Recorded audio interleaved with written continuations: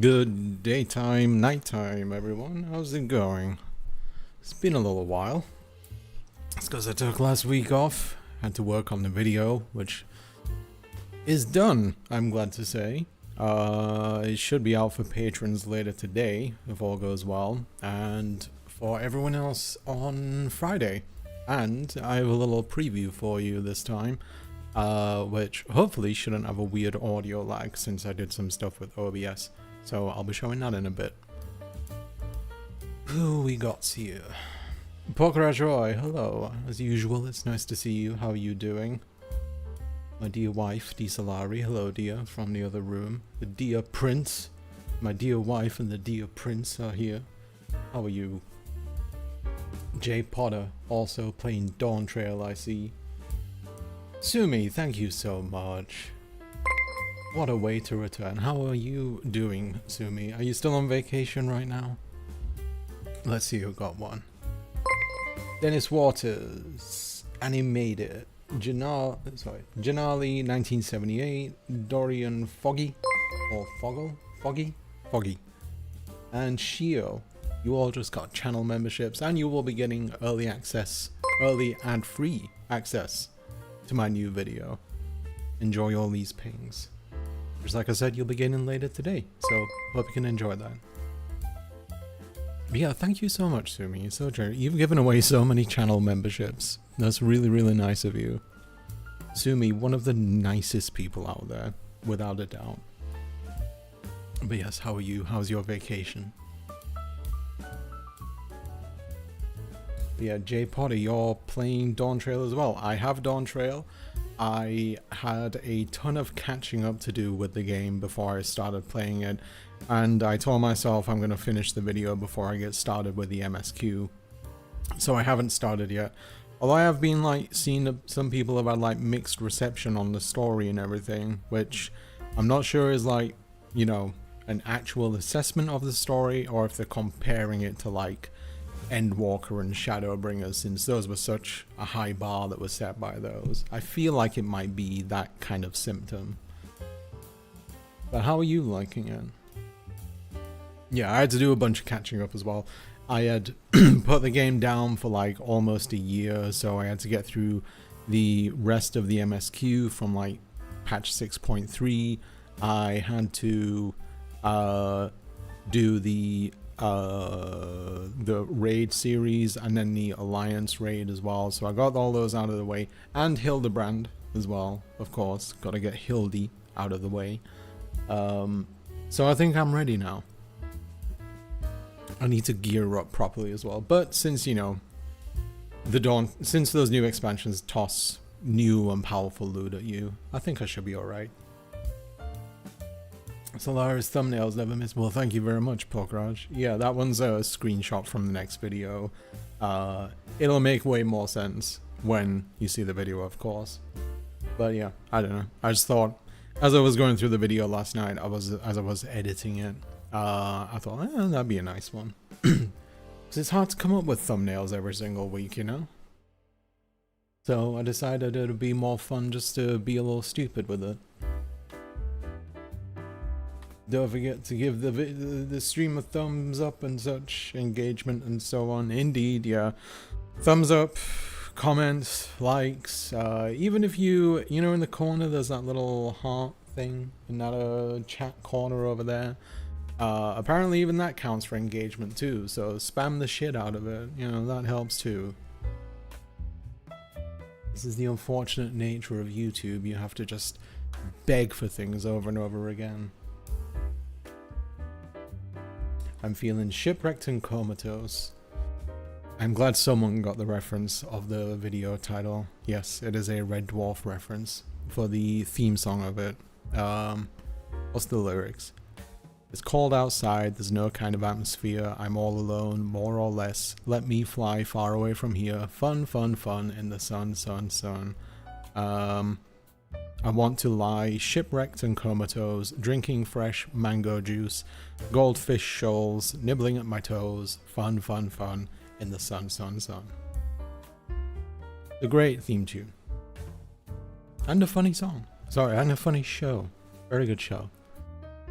What's up, my Solaros? I'm very good. Salari, I've never heard that one before, I will say. Fruidish 6 of 3, how are you doing? How are you doing? Yes, Vex Verity, how's it going? Thank you for noticing the reference. I was gonna suggest Salari.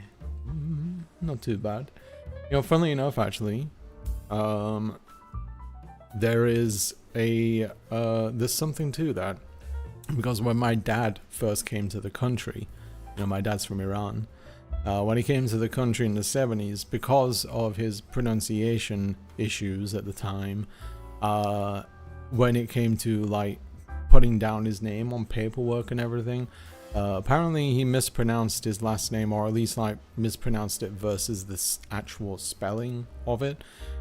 So my last name originally ended with EH, Salaria, even though it was actually pronounced Salari.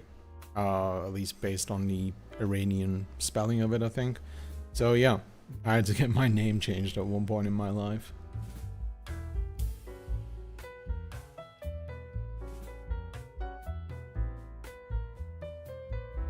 I just can't make a fancy E on my keyboard without looking it up, and I'm too lazy.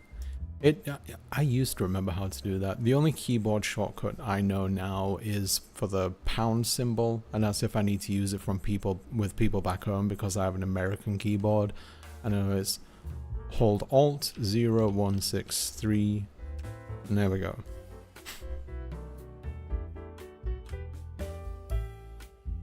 Regen, hello everyone. How are you doing, Regen? Nice to have you here. Dio, hello. Is Dio here? Did I miss something? Quesadilla, I'm early for once. Nice. Lovely to have you here. And yes, you are early, but any time that you're here is perfectly fine. Luna, hello. How is it? Let's see, nice turnout here. Very nice, very life-affirming. Dylan, my erstwhile research assistant and pro at Hades 2. Dylan is insanely good at Hades 2, and they've been bragging regularly about the difficulty of their runs and their successes. I'm jealous. Viper is so fun though, so fast. Yeah, I'll probably start with Viper first. Pictomancer seems interesting, but I do like the melee DPS classes.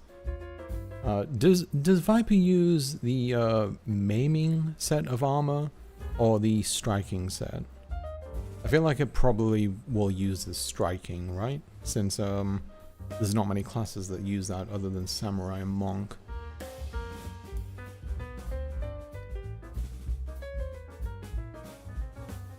I love it so far. Honestly, dude, think of it this way: Endwalker was an amazing end. Dawn Trail is back to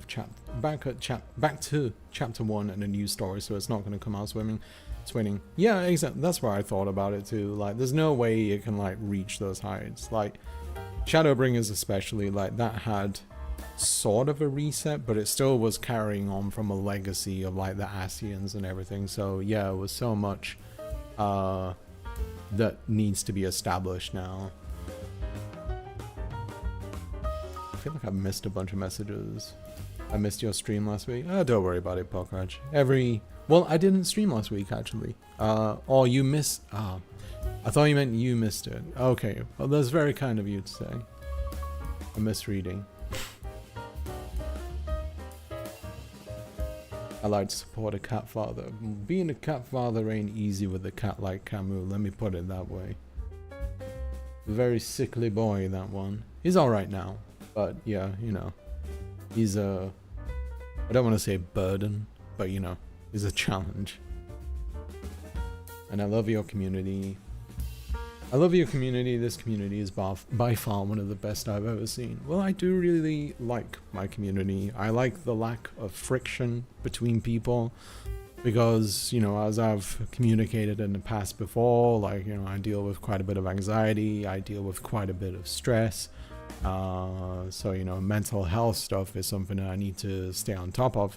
And given that a community falls into the purview of the stuff that I have to do, a decent amount of harmony is very helpful in maintaining something like that. And if you've been a long time Discord person, or Discord member or anything, you know that we've had some awful friction inside there. So the more absent that kind of thing is great. And that is thanks to you, the community.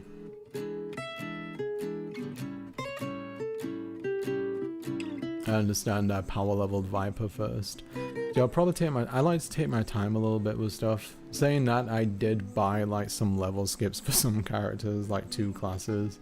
I think it was a Paladin and Bard that I skipped from, but I kind of regret it because when Endwalker came to an end, I found myself lacking in things to do other than leveling classes, and I wish that I had those. Glacial Creations, hello. Aside from the existential dread due to the current state of the US and the need to defend democracy in the current election, I'm having a typical Wednesday. Yeah, it's good lord. Hey, US is a monarch now. Welcome to the club. Because yes, it is true that the reigning monarch in the UK, whether that's king or queen, can legally just... well, legally do illegal things, basically. They can get away with murder, quite literally.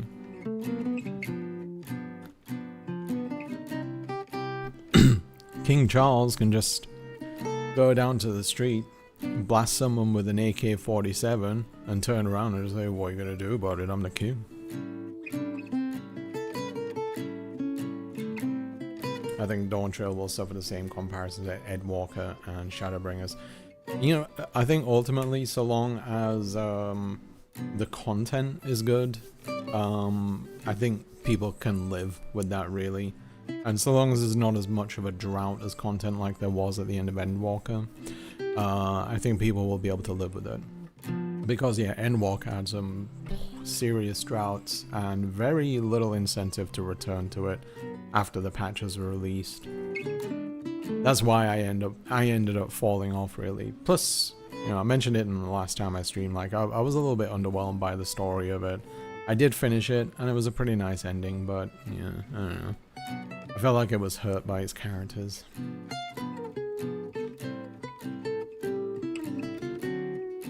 Very excited to try out Viper and Pictomancer. Heard great things about them. I've not heard much about them so far, but I haven't been paying attention. Viper does seem very appealing. It's kind of the weeb class, I guess. But, you know, as long as it's fun. I thought that I wouldn't like Reaper just because it seemed a bit too edgelord, but, you know, I won't lie. Reaper is a ton of fun to play as. Also, J Potter, thank you very much for becoming a channel member. I know I'm very late on that one. But yes, thank you. And like I said, to any of you out there, if you do want to become a channel member, you do get early access, ad-free videos. Usually I release them a few days in advance of the public release. And yeah, it's a nice little bonus. And you get a bunch of nice emotes of my cats and my Final Fantasy character. Not just some random catgirl. Lol, Salari Barbie lore. Hey, it had to be put out there somewhere. I've been getting into a lot of thumbnail graphic design recently. I made a jewel case design type of thing. I think you've seen it on the Salari Discord. I'm not sure if I did. Either that or I just missed it.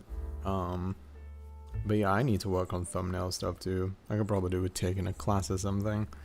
At least for my video thumbnails. You know, the ones I do for my streams are fairly straightforward, and I try to keep it that way. But yeah, hard to come up with a thumbnail.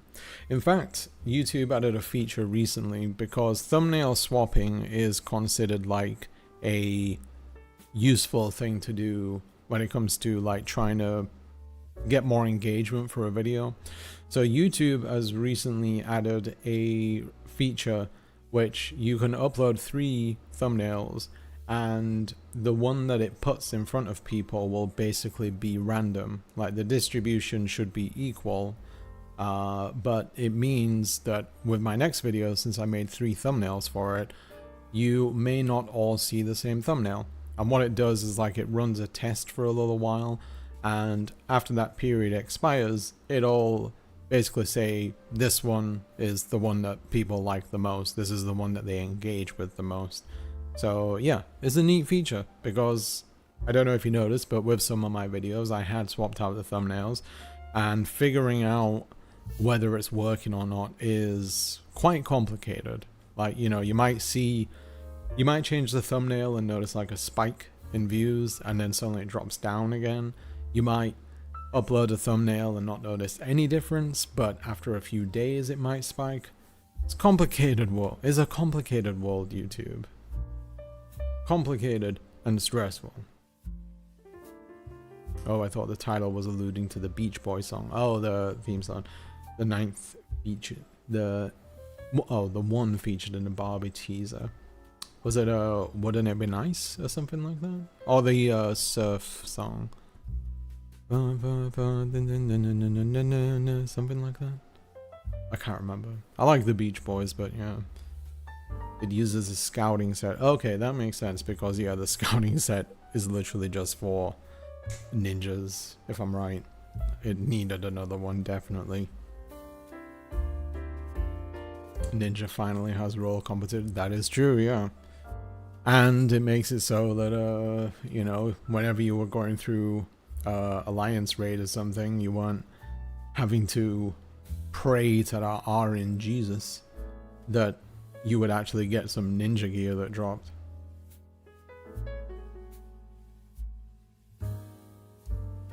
I'm just too used to the touch keyboard. After all these years, I'm still terrible with the touch keyboard. I've been trying to get used to the Google keyboard recently, and it's pretty nice, I won't lie. It corrects my stupidity, and that is very useful. My laptop hates live streams. It does not want to keep up at all. Have you tried like lowering the quality of it, like down to like 720p or something like that? Wait, do you play Hades 2 on your laptop as well? It hates live stream, but it's fine with Hades? It's kind of a surprise. Camus not a burden, he's just a child. Children are burdens, if we're being honest with you. There's a reason why my wife and I have chosen to remain childless, and part of that is because I'm just like, I don't want to change a diaper. I know that everyone says, oh, it's different when it's your own child. Like, no, it's still piss and poop. Like, that'd be a weird clip to take out of context. Just, it's still piss and poop.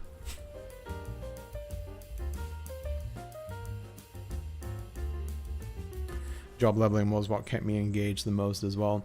Yeah, and that's why I regret, like, getting those skips. Like, you know, I wanted just to, like, get into it, I guess.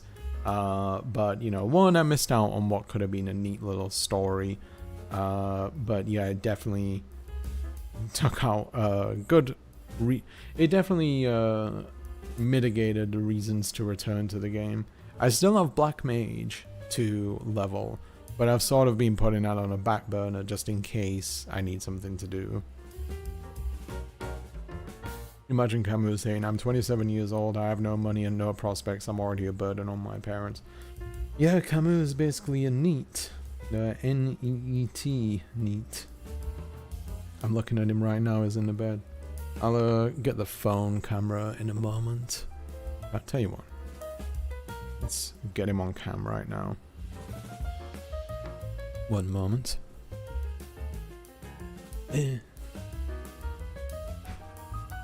Oh yeah, you will be able to hear me for a moment.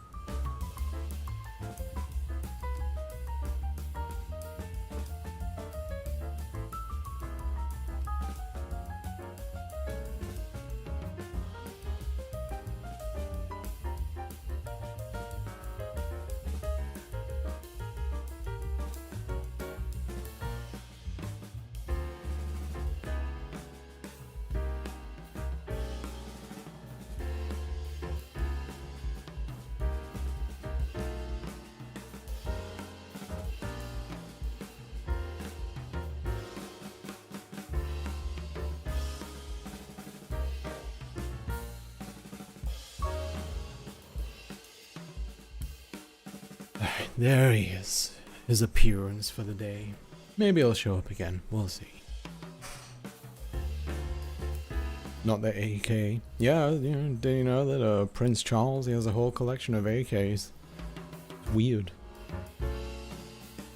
I'm not even American, and the shit going on there is giving me mad anxiety lately. I won't lie, it does make both myself and my wife want to go to the UK. I'm just like, alright, I'm out. It was a decent run, but if we're lying, if I'm you know, being honest, it wasn't.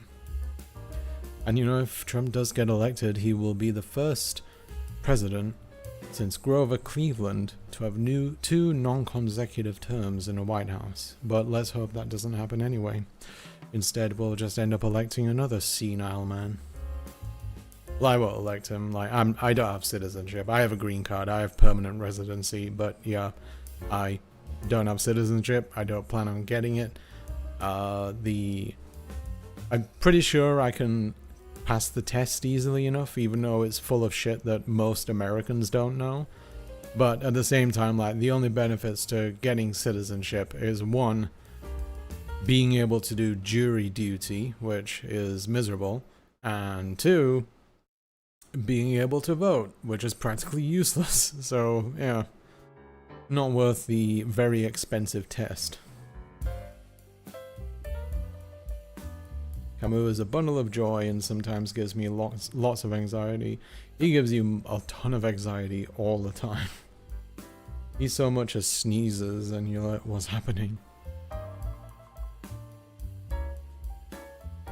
Job leveling kept me engaged the most as well. Yeah, makes me kind of wish that the new classes start from level 1. I say that, but it's probably not true. I'm just saying that right now. I need to get into crafting more in Final Fantasy XIV. I really fell off it. Like, at one point I was really into it. I got like 2 classes maxed out. Leather worker and cotton worker. Or weaver, sorry. And then I just sort of like fell off. Because yeah, you can make like a ton of gil by leveling those classes. Queen Victoria will be so happy to hear that there's a God King. Oh yeah, she'd love that. But like, I know that she and Trump met at one point. That has to be like one of the worst meetings of her life. Like, just speaking to this absolutely clownish human being that's running the most powerful country in the world. I heard a rumor something Eureka-like is going to be included in Dawntrail. I hope so. Or at least like Buzzja as well, because I did spend a bunch of time in Buzzja getting the relic weapon in that one. I still need to get some of the relic weapons from Endwalker as well, even though it's just farming tomestones. But you know, fancy weapons and everything. I have 2 classes to teach in the fall. If I make it to 4, I might actually have disposable income. Oh. You can get yourself a new laptop that way. But good luck with it. Would that be like 4 classes a week, I assume? Oh god, my chat is skipping everywhere. I think I need to catch up anyway. Okay. Of course, my pleasure, glad to support. Oh, I appreciate it, yeah. Thank you to everyone who's a channel member out there. It does make a big difference, because, you know, YouTube does pay shit. I know everyone always says stuff like that, but it is genuinely true. Unless you're Mr. Beast, in which case, you know, you're basically on your way to being a billionaire. That thumbnail experiment is cool. Yeah, it's, I hope that it works out well. And it's definitely something that they should keep around. Because I know that YouTube, for sure, you know, they love killing off useful features. Like, do you remember when they used to do the whatchamacallit, the community subtitle thing? Like, they would allow members of the community to actually create subtitles for a video. That was a great feature. But yeah, they just got rid of it. And subtitling your videos can be a bit of a pain. Main reason I got subtitles in my videos now is because Adobe Premiere added a very useful transcription feature to it, but if it wasn't for that, like, I probably wouldn't be able to do it. And it costs quite a bit to get a video subtitle if you're asking someone else to do it. So it's a market survey for a thumbnail. Basically, yeah. I've discovered a pattern in the best type of thumbnail so far. I'd say, like, colorful ones that are pretty clear, relatively large text on screen, which is readable even from the small icon. I don't know whether my face being in the thumbnail makes a difference, because, you know, who cares about this? But yeah, it's really hard to tell. The thumbnail game is a odd one, and yeah, all I just know is like bold, colorful, and you know, if you use like anything like the reds, oranges, like that kind of thing, so long as those colors are present in it, that can help you as well. I just realized I've got the top light on. 1 second.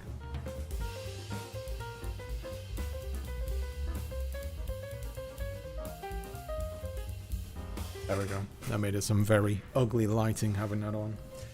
Yeah. So yeah, anything that's like got the innate appeal to it, like the colors that are considered enticing, like reds, greens, some blues as well.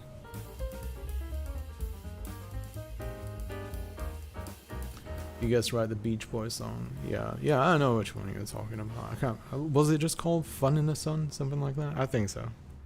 The thumbnail feature is cool. I think I've heard about it before.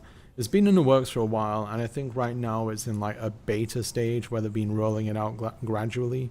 So I've been fortunate to be able to get into that at an early stage. In fact, I tried a test on one of my videos, the video about, you know, the value of ignorance. Can't remember what it was called exactly. But I tried it with that one, and I uploaded 3 thumbnails, which I actually did make for the video around the time when it released. And lo and behold, it did actually say a different thumbnail that wasn't the one that I set as a default was a better option for it by a pretty wide margin too.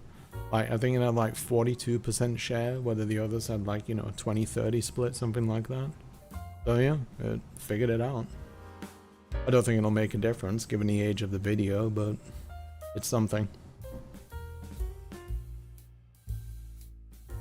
I thought Camus was a cat. Kitty. He is a cat. He's a big fat cat. Maybe not big fat. He's heavy. He's heavy. Let's put it that way. Heavy enough for the vet to raise an eyebrow. And now he's just looking at me like he knows that I just insulted him. I didn't say heavy in a bad way, Camus. More of you to love. I have a gaming desktop that can run Hades 2. I'm just laying down right now, so I'm not about. Oh, okay. That makes sense. You should try Balatro, Dylan. I have a feeling you'd like that. I have a feeling you'd get quite into it. My go-to for something to do jobs are Disciple of the Land / hand jobs. Just realized what I said there. But yeah. I mean, that was like sort of my plan. That was sort of my plan post Endwalker to like, alright, I'm gonna dedicate myself to crafting. But when I thought of like all the inventory filling and everything like that, my heart just sank and I was like, can I do this? And lo and behold, I never got around to it. And I had a better incentive. I had a great incentive to get started on it because I finally managed to get a house after the new district opened up, the new ward opened up. So yeah, I still need to furnish that as well. Yeah, I'm a member again. Congratulations, Annie. How are you doing, by the way? Yes, thanks to the very kind Sumi, you are once again a member.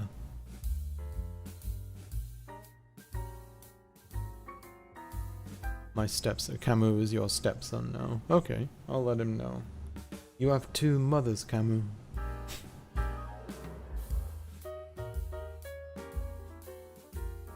Handsome furry chicken. Well, I mean, he is a chicken courage-wise. Not as bad as Curie. Curie is a real coward. I made my first YouTube, and you will not believe what it's about. Queen Victoria. Sorry, yeah, Queen Elizabeth. They're all the same. Do you realize how many Elizabeths and Victorias there are among the history of the royals in the UK? Too many. That's how many. 4 classes per semester. The 2 I have are online and pre-recorded lectures. I'm not sure I'll get any others. But there could be any number of times per week, I suppose. We'll see. Okay, well, best of luck with it. You ever do any funny edits in your pre-recorded lectures, like some star wipe edits, that kind of thing? I'd mess around with it constantly if I was doing pre-recorded lectures like that. Put your cats in the thumbnails. Probably not a bad idea. In fact, one thing I could have done in the past, because I don't know if you remember in the older videos, like Curie would show up more often. She doesn't do so much these days. And when she showed up in the past, like, that was legitimately her just like, you know, arriving and jumping onto my lap and everything. It wasn't me like grabbing her. It's like, come on, we're gonna get some engagement, Curie. But yeah, like, she would just appear and it was a nice little treat. So I could have made use of that more back then. To be, you know, YouTube thumbnails and the whole thing around that. It's not exactly geared around honesty, if we're being honest. But I like to be honest, at least in the ways that, you know, help me sleep at night.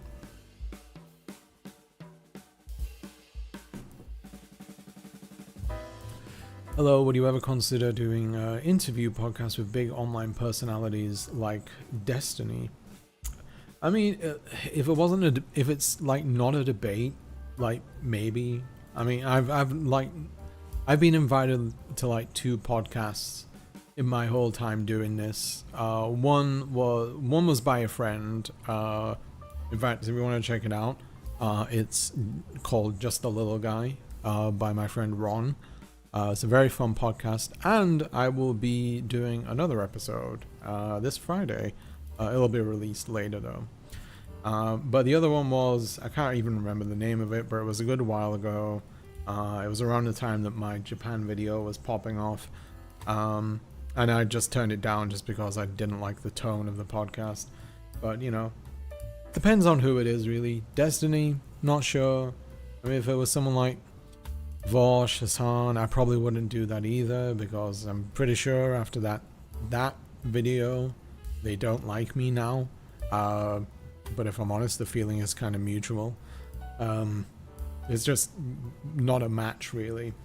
If it was, I'd think, like, you know, if I did podcasts, it would probably be something that's just like kind of unrelated to the job and everything. It would just be doing something fun or whatever.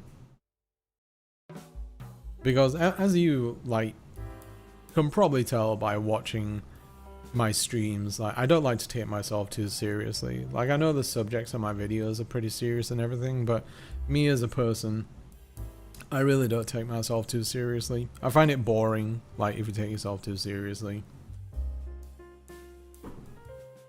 And, you know, there's way too many people who do this kind of job that do take themselves too seriously. And yeah, I don't know, I still find it appealing. If you take yourself too seriously, life in the process of that, life just becomes really boring and uninteresting as well. I've tried serious, it didn't stick. Also, audio tip: compressing audio when it goes inside your computer will make your mic sound more even, therefore making you easy to understand even in places like the metro. I do apply compression to each of my videos. I put it through a process of equalizing it, compression, a de-esser, a light amount of denoise, noise suppression as well, a little bit of de-reverb through Adobe Audition, since I do get a bit of audio splash around here. So yeah, it does go through the processing stuff, most definitely, because it does sound not great if I put it. The thing is, like, I know that, like, my audio in my videos, some people say that, like, my S's are too strong, and I do try and mitigate that as much as I can with compression and de-essing it. But I think it is just like the way that I pronounce S's, to be honest. Like, if you can hear me say it now, those S's are just pretty strong, and it's hard to make that. It's hard to work on something like that because, you know, it's a lifelong habit, really. But I do try my best to make the audio sound good, you know. Birdie, hello, how is you? What you doing? Assuming that you're working, since you are constantly working. How much poker do I need to know to play Balatro? Because I never did figure out poker. Well, poker is really fun. Everyone should everyone should learn poker because it is very fun. And you don't have to play for money. You can always just play for chips or, you know, peanuts, whatever it is.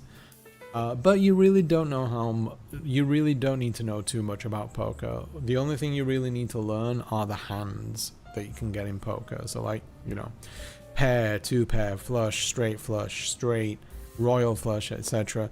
And if you want to, there is actually just a button at the side on Balatro where you can open up a list of all the different hands, how to make them, and how much they're worth. So you can learn it very, very quickly.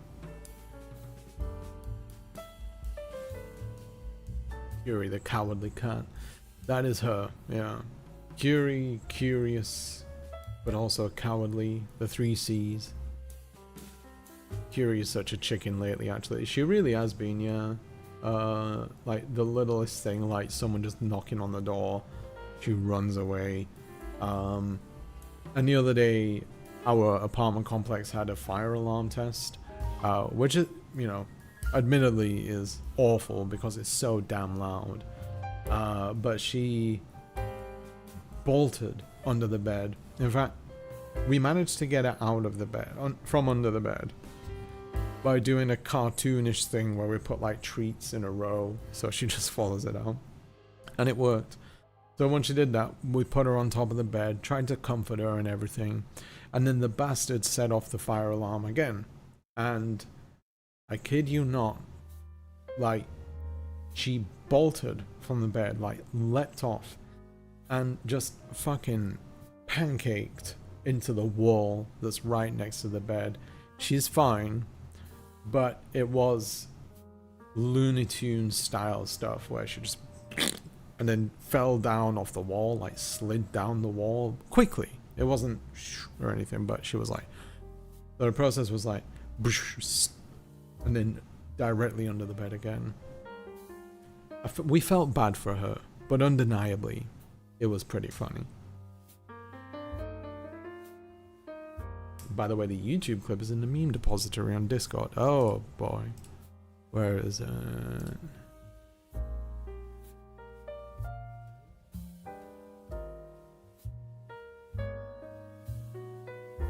Oh, they still piss and poop. Like, that'd be a weird clip to take out of context. Yep, there we go. Still piss and poop. Like, well, I think I might have something for the sound effect board there that doesn't exist yet. I need to, because the only way you can do sound effects on YouTube is if I use my Stream Deck thing or whatever for it. So yeah. But thank you very much, Porkraj. Preserved for posterity.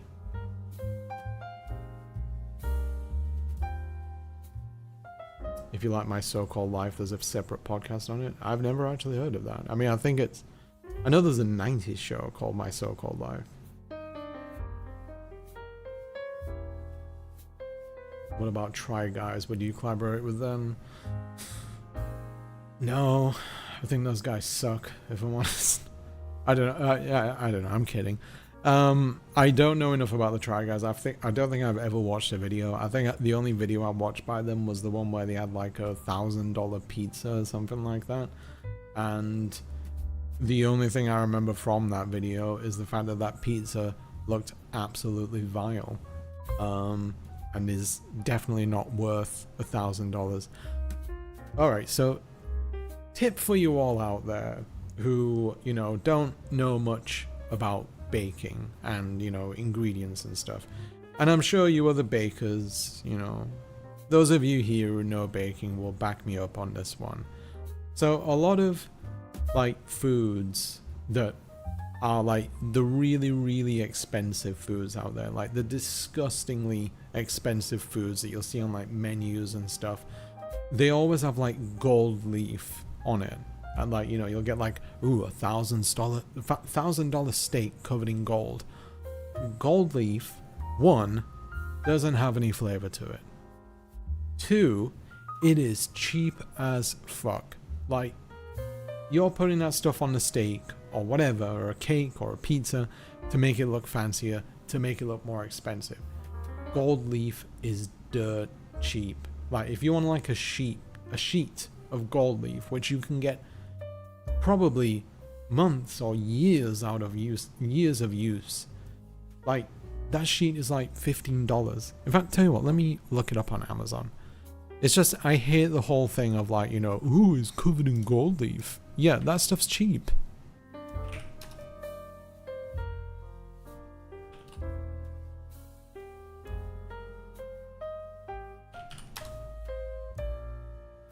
Yeah, here we go.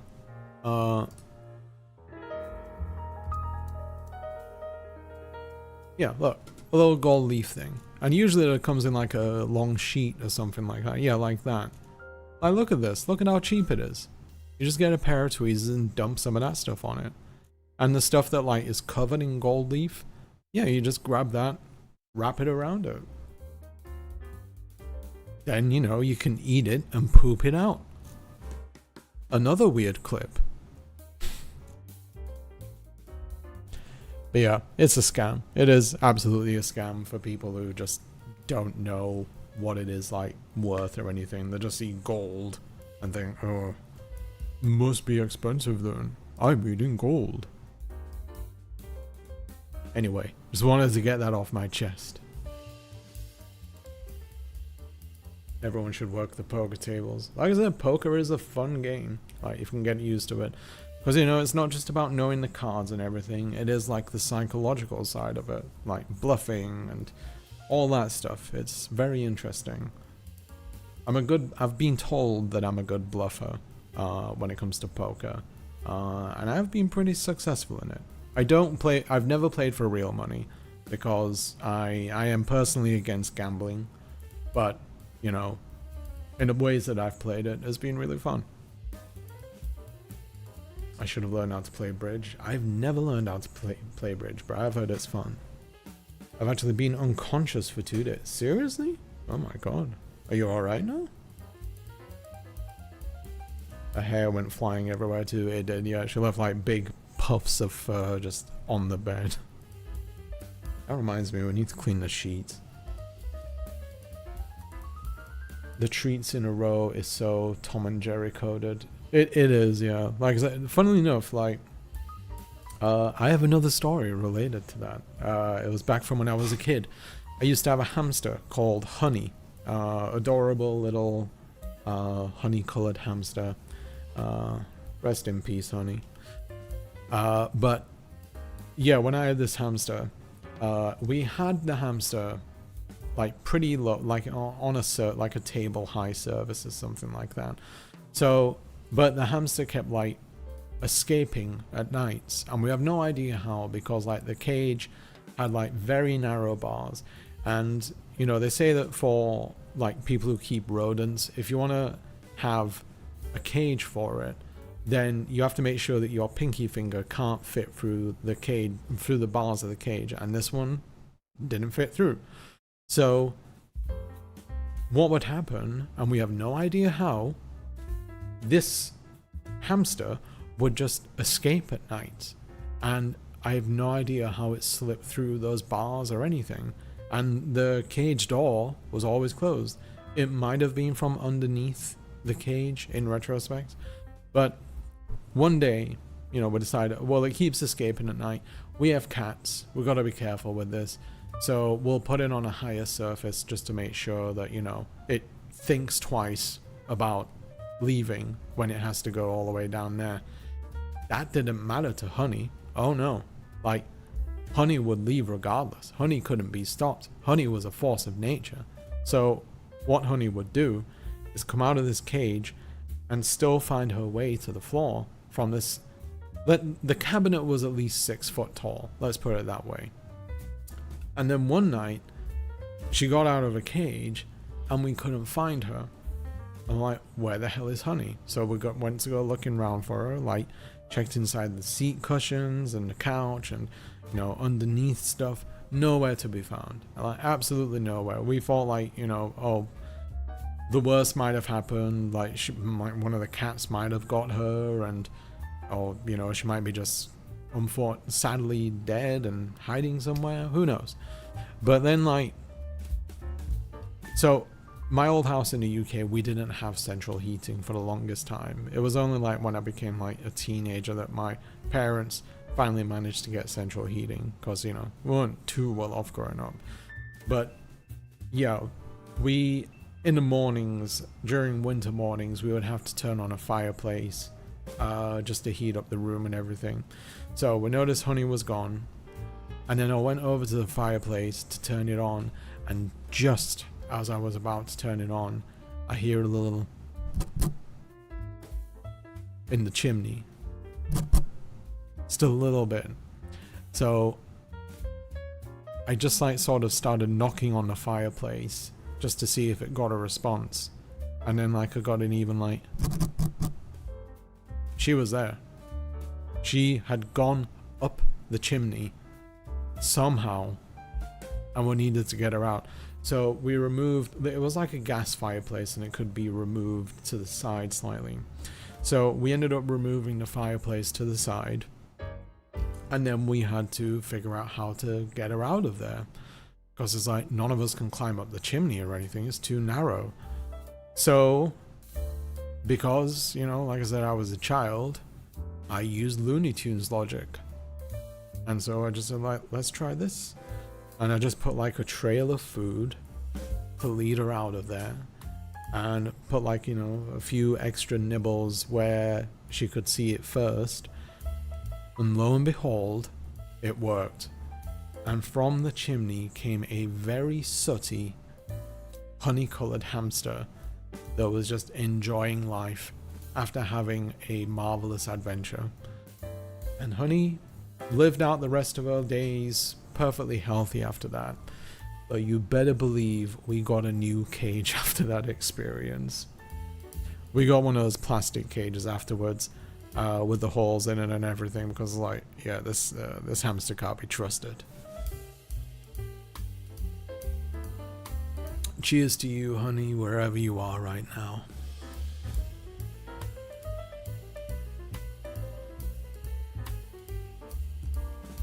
Argon X Gaming, hello, Crabs. How are you doing, Argon? Nice to have you here. I only know about that expensive ass pizza because of the ContraPoints video. I think that's how I learned of it, actually, to begin with. And then I decided to look it up, and I was like, wow, fuck this shit. Fuck whatever this restaurant is, that's awful. Yeah, no food is worth $1,000. Like, let's put it that way. Like, no matter how it's prepped or anything like that, even if that prick Salt Bae feeds it to you directly into your mouth, it's not worth it. Nothing is worth $1,000 food-wise. Simple as that. Whoops, I got caught up with work and forgot about the stream. Oh, no problem. Nice to have you here, Rowan. How's it going? I never understood the obsession with gold leaf on food. It's just, yeah, it's just ostentatious nonsense. Like, it is really just that stuff that people put together to fancy-fy up everything. And, you know, it's good to be, that's why it's good to be knowledgeable of your ingredients, you know? Especially the prices of it. It's basically gold paper. Yeah, it is very, very, very thin gold paper. And like I said, it doesn't taste of anything. It doesn't enhance anything.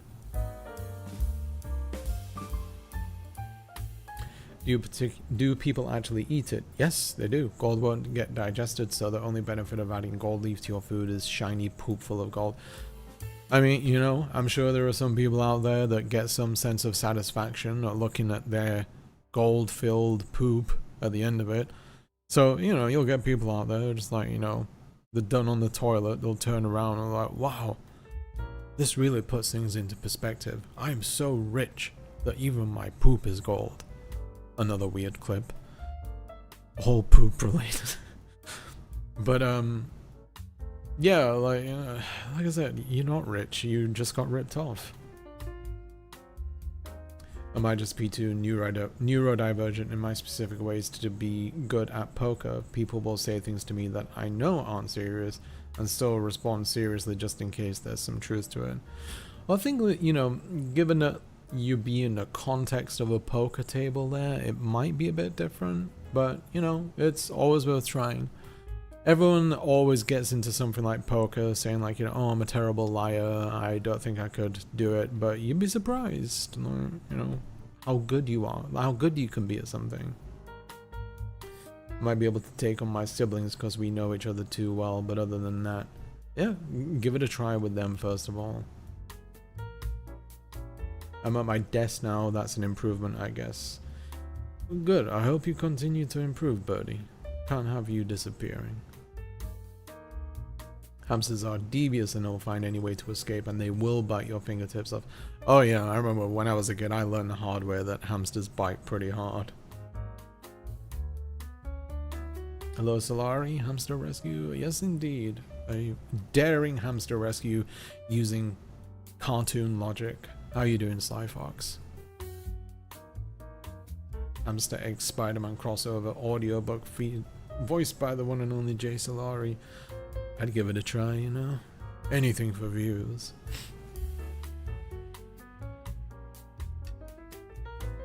Never mind the study I looked upon the topic found that there is a correlation between gold consumption and the decrease of enzymic activity in your blood.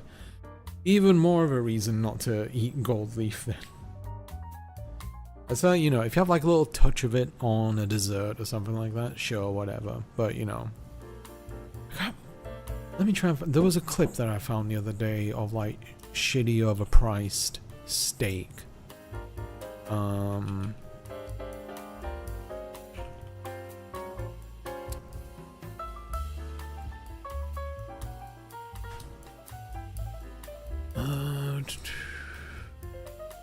This is it, yeah. From r/stupid food, which is a very appropriate title. Hang on, let me pull this up. Yeah, so check this out. We ordered a $1,000 gold fish in this house.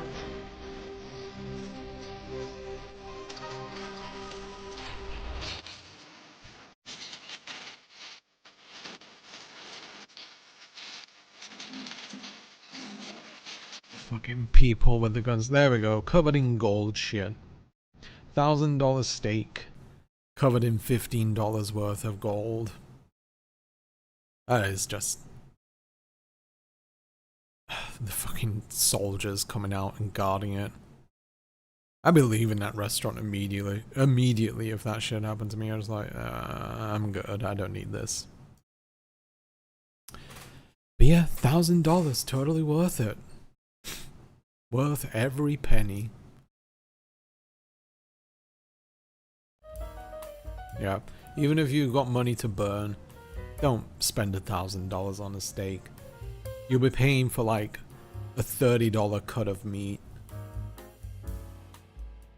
I've been better, but hanging on. Oh, I'm glad to hear that you're hanging on. Keep at it. Things will always get better. Even if they get worse, they'll get better soon.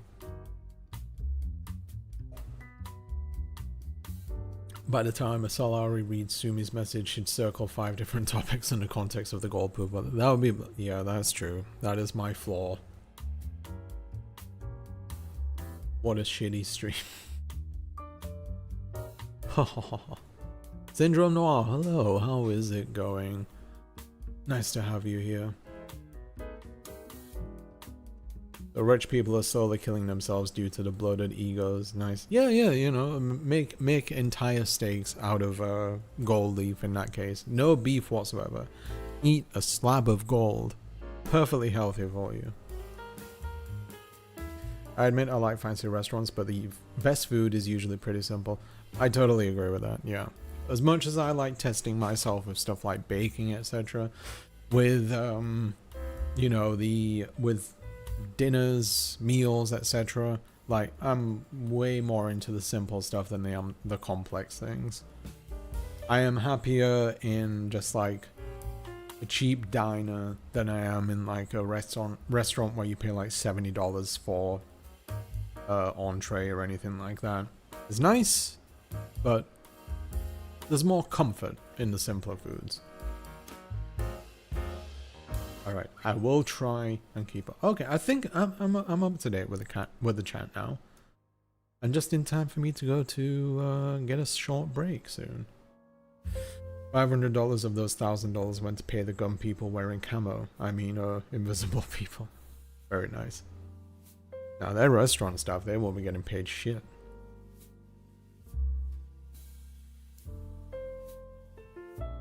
So that's what was in the suitcase in Pulp Fiction. That would be, I would rather accept the explanation of it being Marcellus Wallace's soul, because at least that way it wouldn't be such a disappointment, I guess. But yeah, the briefcase as well, good God. And of course the dry ice on everything just for the effect. Real showmanship. Good food doesn't need showmanship.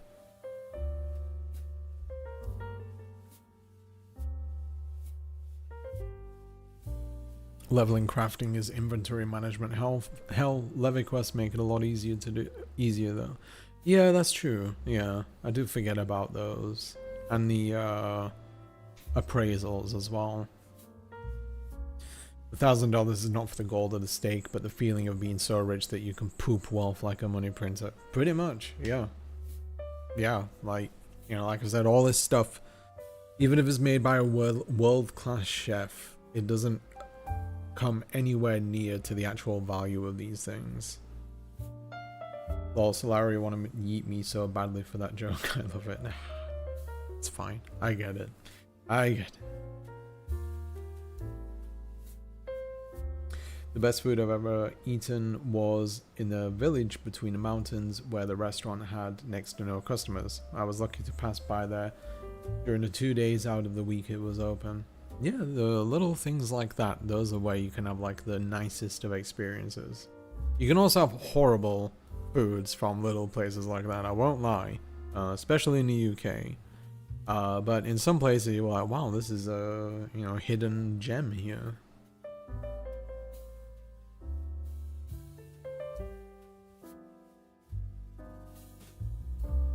Alright, tell you what, I am gonna go have a quick break so I can grab a drink, stretch, etc. And you may do the same. I give you permission. But I have a question of the day. In fact, I have a poll that I can do for this. Let me write it out because YouTube wouldn't let me do this in advance. My stream is hopping around. It might be on my side. Depends whether anyone else is experiencing it too, but I have noticed that my bitrate has been a bit here and there. 1 second, let me write this out.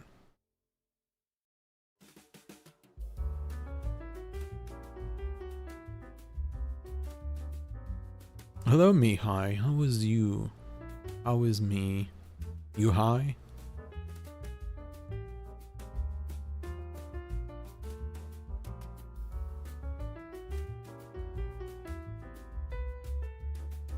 Okay, so question of the day, aka, oh, well, question of the day / poll is, and this is one of those things that has like a weird sort of, or not weird, but interesting 50-50 divide generally. Maybe we can prove it wrong. Excuse me. But the question is, when you take your shirt off, do you do it from the top or from the bottom? Let's find out. This is kind of in the same vein of like the toilet paper question that I asked quite a bit back, whether you scrunch or fold. But yeah, do you take your shirt off from the top or the bottom? Let's find out. I'm gonna go on a quick break. Like I said, I'll be about 5 minutes or so. Vote in the poll, which should be starting now. Yes, started now.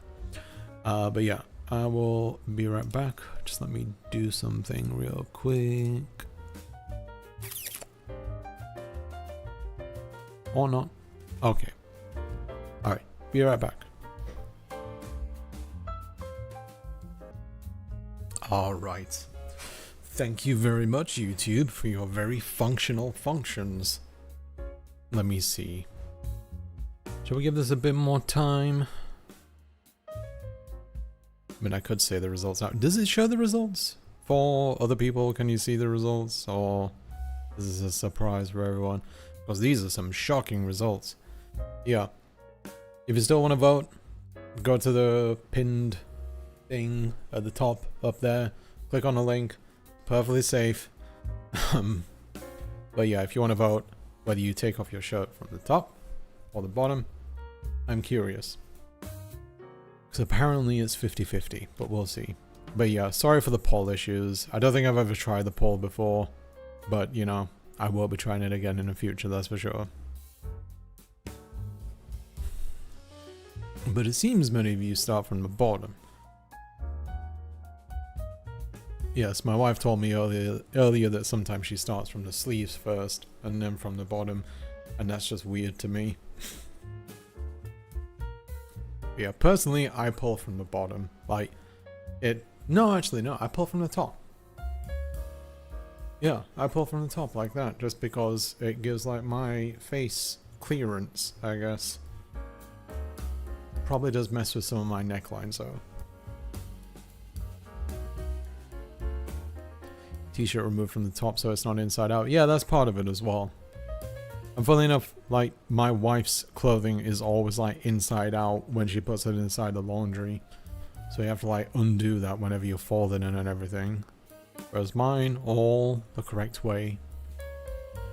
As God intended. If loose, bottom, if super tight, probably has a back zipper or from the top because of bubbas. Good logic. I just realized Salari asking it. I knew that someone was going to make a top and bottom comparison, and there we go. Thank you, Sumi.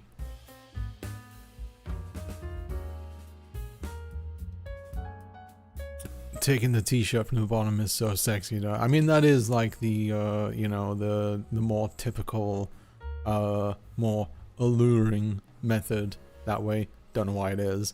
But that's like seen as like the way of like, oh, I'm being sexy and shit. I can't do that though. Bottom because I worry about damaging it when I pull it from the top. But like if you pull it from the bottom, you can end up like stretching the bottom, I guess. Sleeves, then remove my head from the collar, so okay. So wait. So that's technically top then, I guess. Yeah. I don't get the sleeves thing though, if I'm honest, because that's like potentially stretching out the sides since, you know, you're adding extra pull to it.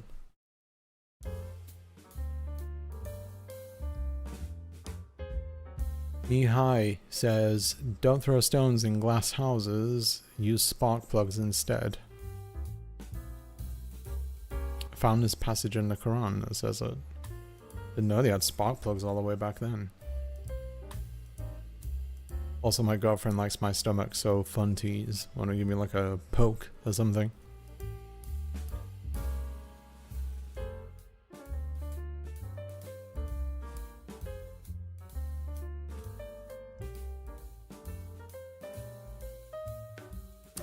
YouTube Salari has him. YouTube has Salari working on his BRB break. Yes, that is true. Yeah.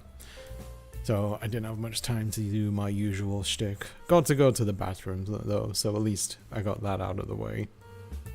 I take my shirts off from the bottom, but sometimes oh wait, I just read. Oh my god. I always go for the brainless option. Top is not brainless enough for me. I can't think of anything I take off from the top unless I have to. See, if you wanted to go for the weird brainless option, I guess you could just like lie down on the carpet, hold your arms up, and then just like keep dragging yourself so the shirt ends up taking itself off that way. It'd take like probably half an hour though or something. I start from the top because when I was younger I thought it looked cooler, which is a dorky thing to admit, but I was 14, sue me. I've never seen it as like a cool thing, I guess. But you know what, you know, teenage brains work in an unusual way. Maybe when I was 14 I was there pulling off my Dragon Ball Z t-shirt thinking, God, I look so cool. But I look even cooler when wearing this Dragon Ball Z t-shirt. Because Dragon Ball Z is awesome. I worked in fashion for a long time, and most men start from the top and most women start from the bottom. Yeah, that's the there's been a more serious research dedicated towards. See, that's generally like the divide there, is that it tends to be that women start from the bottom, men start from the top. But looking at these results right now, well, I guess, you know, we don't know the you know, gender share here. You know, obviously there's men, women, other, but yeah, the results that I'm looking at right now is actually predominantly bottom, which is about 80%. Top is only about 20%. So I don't know if we can extrapolate from that, but you never know. What wimpy ass shirts are you wearing? Dragon Ball Z ain't a wimpy ass shirt. Dragon Ball Z t-shirts, the coolest shirts you can probably get. I want to see if anyone gets this reference. I only wear Dan Flash t-shirts, alright? With the most complicated designs possible. Please someone get that reference.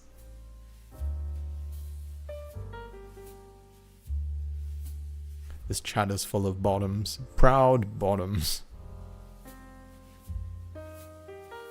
Maybe the Proud Boy should rename themselves that.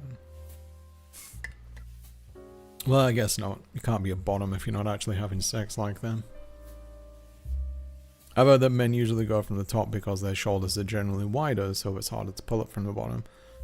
Yeah, there's probably a point to that. Yeah, that won't surprise me. Aggressively other. The toddler method, sliding your... I mean, I probably would have done that from when I was a toddler. I was a weird toddler.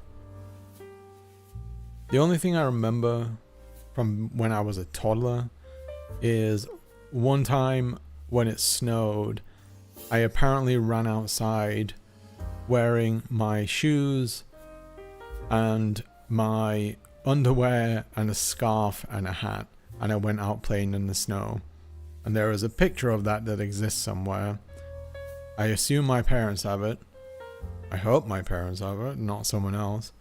But yeah, they used to love showing that picture to people as, you know, their funny way of embarrassing me. I remove my arms from the sleeves, lower my head through the neck holes, and then my hands are on the collar, so I lift it off my head from there. That sounds far more complicated than it probably is. But yeah, the sleeve removal thing, that's an interesting one. No one wants to top them, and why would they?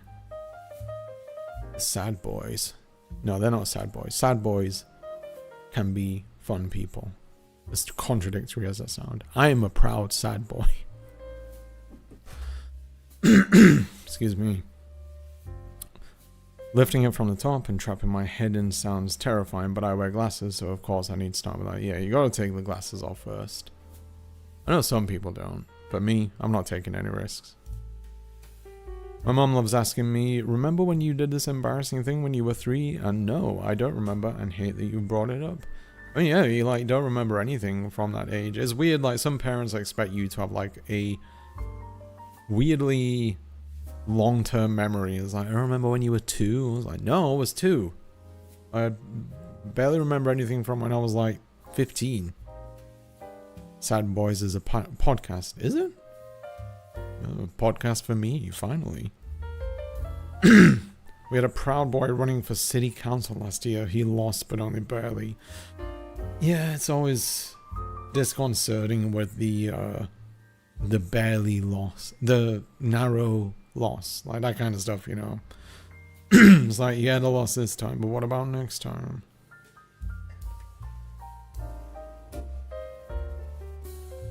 Only Greg Heffley can remember when he was in the womb. Greg Heffley, who be that? Let me...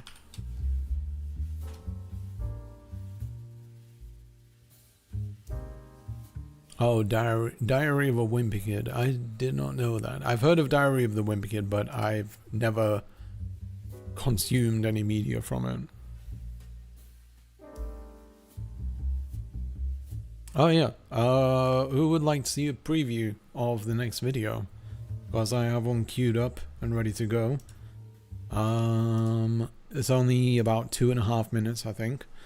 But yeah, let's show this off. I've also added subtitles to it as well. And there shouldn't be any kind of issues with it or something. But yeah, let's load it up. 1 second. Hopefully this works. I tried to get it working without issue.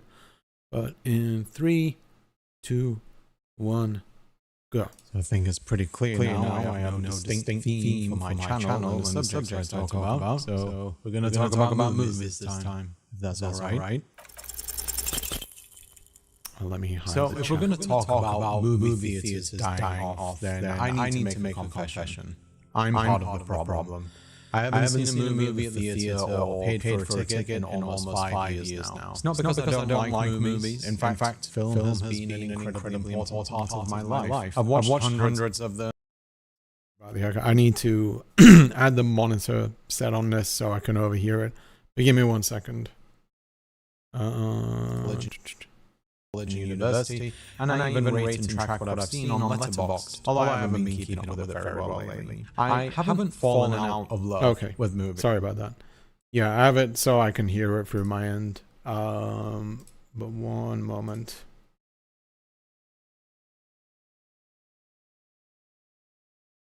Okay, this should be fine. All right, I'll start it from the beginning. But yeah, just to let you know, this video, what it is about is talking about why why movie theaters are dying off. So yeah, this is just the intro part of it, and it ends about 2.5 minutes in. So once again, here we go. So I think it's pretty clear now. I have no distinct theme for my channel and the subjects I talk about. So we're going to talk about movies this time, if that's all right. So if we're going to talk about movie theaters dying off, then I need to make a confession. I'm part of the problem. I haven't seen a movie at the theater or paid for a ticket in almost 5 years now. It's not because I don't like movies. In fact, film has been an incredibly important part of my life. I've watched hundreds of them, studied them at college and university, and I even rate and track what I've seen on Letterboxd, although I haven't been keeping up with it very well. Yeah, lately. With the tie, I was really hoping to get the video out in time for Pride, but obviously I missed the window, so that's my tribute. I shot it during Pride Month, so at least there's that. I haven't fallen out of love with movies. There are still some incredible and innovative films still being released, but when I look at what's playing on screens near where I live, I mostly just see back-to-back showings of blockbuster movies, which I'm not really interested in. I also have to admit that I just don't like the theater experience anymore, and I kinda have to blame the audience for that. The last few times I went to watch a movie in a theater, there was trash all around, suspicious wet marks on armrests, people talking out loud, using their phones with the volume on, creating content for their socials, and there were parents who brought their very young children with them to watch an R-rated movie with some graphic violence. Even though I've seen movies at a theater dozens of times throughout my life and had lots of amazing experiences, I think I'm finally over it. I don't know what I might be getting into by going to see a movie at the theater, but I do know what I'll get at home. Cheaper snacks, a familiar couch, better hygiene, no annoying audience, a pause button, bathroom breaks, volume control, and if I need it, subtitles. I am perfectly fine watching a movie on our modestly sized living room TV with a modest soundbar if it means artwork that you see up there, the guitar, you can't see it very well from here. But that was painted by my father-in-law, who is a very, very talented photorealistic watercolor painter. I don't have to step into a theater again, and considering that the kinds of films that I enjoy now end up being put on streaming services directly because movie studios know that they won't bring in $1 billion, I guess you can say that we sort of have an understanding with each other now. Now, I know that everything I just said has a lot of old man yells at cloud energy to it, but I'm not alone. And since the advent of COVID-19, people like me are slowly becoming the majority. And as you can guess from the video title, that's partly why movie theaters are dying off. It's not just the annoyances of actually going to see a movie though, but we'll get into that as we go along. Alright, that is your lot for now. So yeah, we get into all different kinds of factors, like, you know, like I said, I allude to there the fact that it's the cinema going experience. I can't stand it anymore. It's just, there's so much trash there and other people there, and it just makes it all such a horrible experience. And theater audiences are just getting worse and worse as well. Like, they're just getting so much louder and inconsiderate. And I hate to sound like a old fogey or anything like that, but yeah, it is just becoming like, ugh, I just want to sit down, watch this movie without people making noises or anything like that. But yeah, I remember, like, you know, it wasn't too long ago that using your phone in a movie theater was considered like a huge sin, but now it's just like, oh, whatever, I'm making a TikTok video. My worst enemy were always tall people and loud kids. Well, I mean, you live in the Netherlands, so you got no shortage of tall people there. I think it's like the average height in Netherlands is like the, you know, you got the highest average in the world or something like that. Yeah, sorry for the video issues. You are right, Mihai. So wearing some headphones would help. I just don't like wearing headphones for too long. Like, I wear them every single night, and yeah, I could wear them on the stream, but if you do like ever get any kind of issues with the echo, just let me know. Like I said, I just had it so it was monitoring it on my side. But yeah, problem solved. But yeah, glad you liked the tie. That is my trans pride tie. So a very belated Pride Month nod in that case. I need that tie from when I'm in the office. Can't remember where I got it from. Might have just been like H&M or something like that, but yeah, nice little thing. I don't have many ties. I have one wool red tie. You've seen every one of my ties in the video. I have a black tie, a bright red tie, a wool red tie, and that tie as well. I used to have more in the UK, but good ties are hard to find. Just go for a black tie most of the time. No movie is worth getting sick for. Again, as a local cripple, I remind you that COVID is actually surging right now. To hell with movie theaters. Yeah, movie theaters are disgusting. They're just like a petri dish of all kind of diseases and whatnot. That's one of the most off-putting things, really. And, you know, even though they clean the seats between showings and everything, like, you know, no shade to theater attendants or anything like that, but I can't imagine putting their heart and soul into cleaning that stuff when they're not getting paid a lot.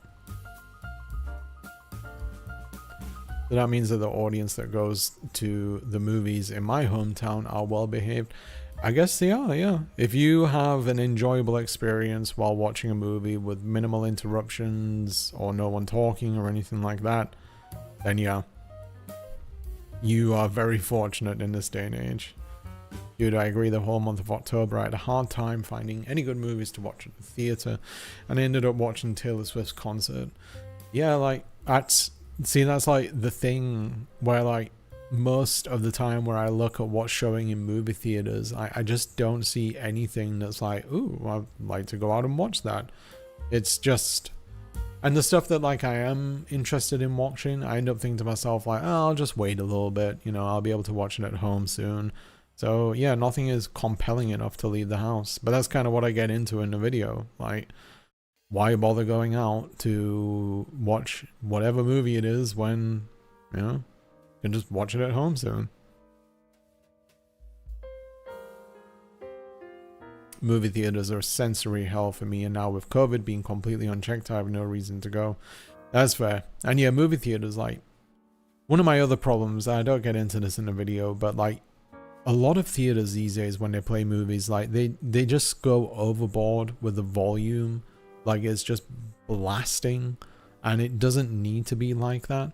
Like, have you ever walked past another movie theater, like, while you're on your way to yours, and you just hear it blaring through the walls? Like, that kind of thing. Just, I don't need that, alright? Like, I don't need the volume that cranked. I have tinnitus. I don't want to make it worse.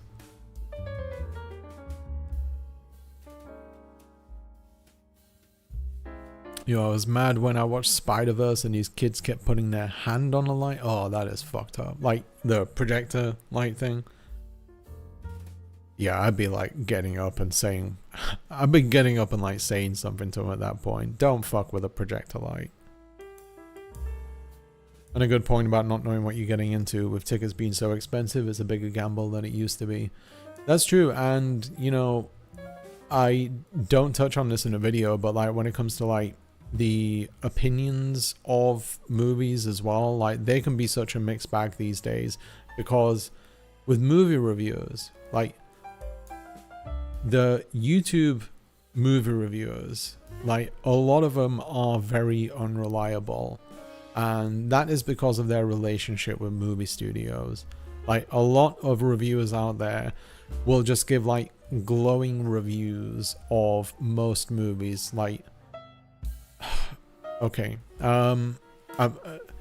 no offense to Chris Stuckman here, I know you don't watch my videos, but Chris Stuckman is a movie reviewer that I don't really like, and a big reason behind that is because he isn't very critical of the movies that he reviews. But it's not just him, like a lot of YouTube reviewers are like that, which is why, you know, if you're looking for good reviews, look at like newspaper publications, like look at like IndieWire, the Chicago Tribune, Variety, Hollywood Reporter. They all have excellent reviewers, or critics. But yeah, YouTube reviewers, not good, because I can't help but feel, and this is just me theorizing, that a lot of them don't want to say that movies, whatever movie it is, that a movie is really bad, unless everyone else is saying it's bad. I get the feeling they don't want to say it's bad because they don't want to upset their relationship with a movie studio, which is inviting them to go watch these movies and everything. Because, you know, that's how it works with critics. That's how it works with movies, video games, all that kind of stuff. They'll like say, hey, do you want to review this? Here's a free ticket for it. And then they'll come along and, you know, say, well, what do you think? Okay, you're seeing my review. So, yeah, I feel like a lot of reviews are compromised because of that kind of arrangement that they have. I feel like if you want good, impartial reviews, then you have to be someone that's willing to just pay for your ticket and not care about being invited for anything by a movie studio.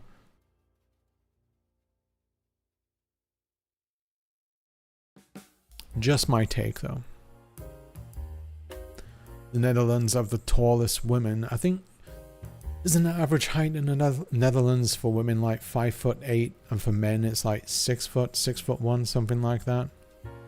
I know it's really high compared to, well, most places in the world. Just got COVID watching a play last week, but it was so good. With movies, I'd just rather be at home in pajamas. Yeah, getting sick from going to see a play, I guess, can't be too upset about. But if I feel like if I got sick after going to the movie theater for the first time in years, I feel like I'd be livid at that point. Just sort of like, I fucking knew it. I should have never gone. First time I go see a movie and it happens.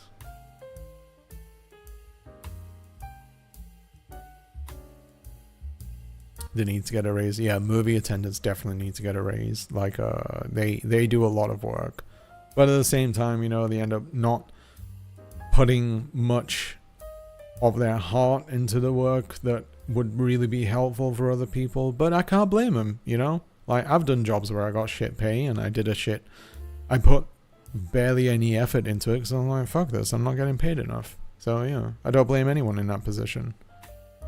Pay them better, that's your solution. Yeah. One of the hospitals I ordered for put out an email blast that was like, stop shaming your coworkers for washing their hands. What? They're shaming people because they wash their hands? The thing that everyone should be doing? That's weird.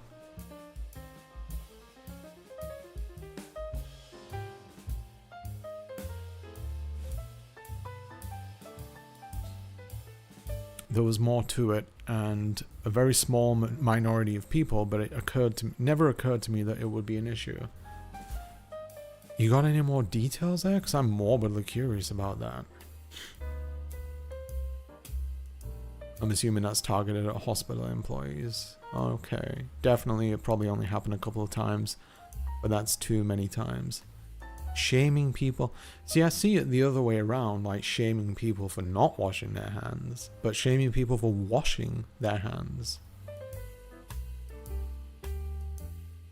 Oh my god, true, the sound volume is too much. Yeah, it's absolutely insane in movie theaters. Like the volume, I don't know, it feels like almost like they're overcompensating for the experience. Like, ooh, you can't get this volume at home. And I was like, I don't want that volume at home. The video doesn't mention COVID at all, does it? The video does mention COVID.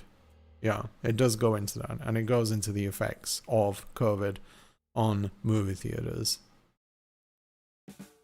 I cover all my bases, you know. And COVID was the turning point for movie theaters and its relationship with audiences. So it would definitely be a huge omission if I didn't mention it.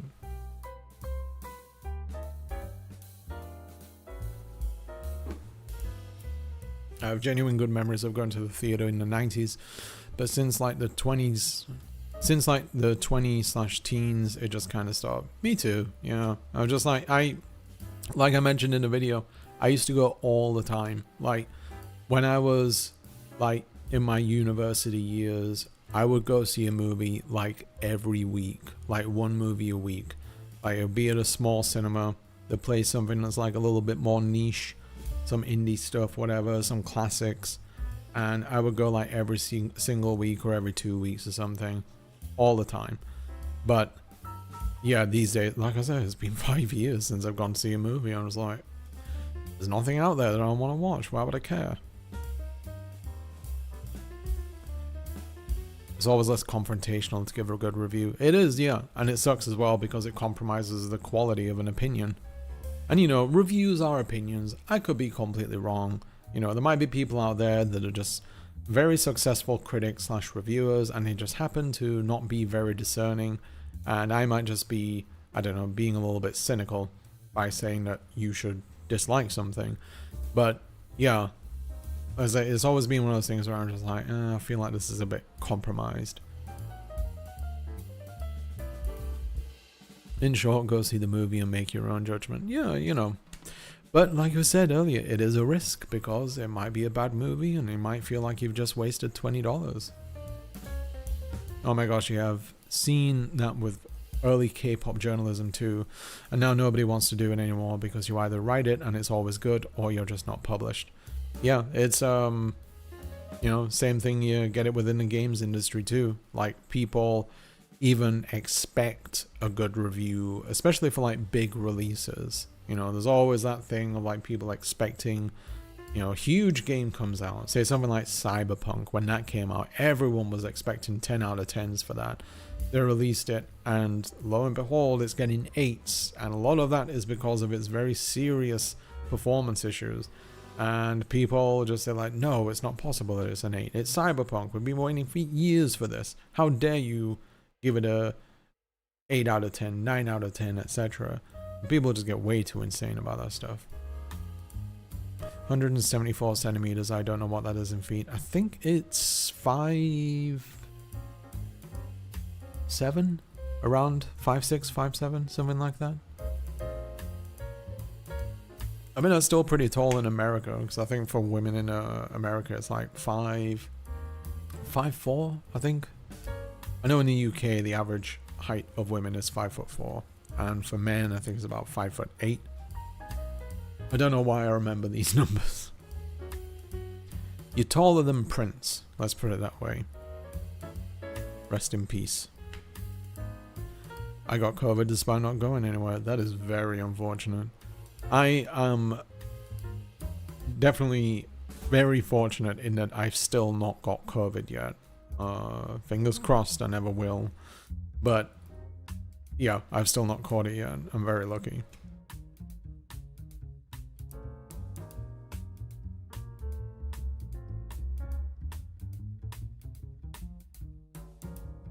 Let me get a direct quote from this email blast. Be right back. Ooh, I'm curious about this one. For real, my current job pays shit, but I'm still working because I don't need to stress over the schedule and I can take care of school. Secondly, I'm getting paid to ride my bike, essentially workout. I mean, that's not too bad. Then you benefit in some kind of way. You know, most jobs' idea of a workout is just simply standing all day long, which I always found extremely inhumane when you like work in retail and they just say like, you can't sit down. I was like, why not? People get backache, you know. Every single job where I've been told to like that I need to remain standing, I have completely ignored that rule and just sat every single moment that I can. Okay, you can keep your $5. What shall I buy with this $5? I'll buy... You know what? I actually had a Starbucks gift card the other day. I did like this survey thing and I got $10 Starbucks gift card. And even though I don't really like Starbucks, I do like their Frappuccinos. So I got a caramel crunch Frappuccino, which was really nice. But for the smallest one, it was like $6.50. So I was like, when I had this gift card, I was like, oh, I can buy a couple things from Starbucks. Bought one thing. I was like, okay, well, there's like $4 left on this thing now, so that's great. Still, it was a pretty damn good drink, I won't lie. Oi, oi, Salari. Patrick Stark, thank you. How are you doing? Nice to have you here. Oi, oi. Alright, here's the email. We've also asked that staff remind people who appear to have forgotten to clean their hands. Unfortunately, some reminders have been met with dismissive or disparaging behavior and remarks. Okay. We've also asked that staff remind people who appear to have forgotten to clean their hands. I feel like this is... I don't... Am I misreading this in some kind of way? Some reminders have been met with dismissive or disparaging behavior and remarks. So that disparaging behavior and remarks is towards the people who have cleaned their hands. Salari's brain is breaking. Yeah, that's... Okay, at least I'm not alone here.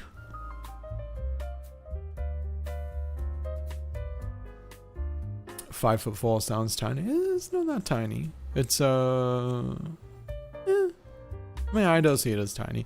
I think tiny is, well, for a man, you know, for people who identify as men, like 5'4" is obviously considered quite short. Everyone always considers 6 foot tall, like 6 foot, 6'1", to be like the ideal male height. Which is unreasonable since, you know, it's well above the average in every country other than the Netherlands.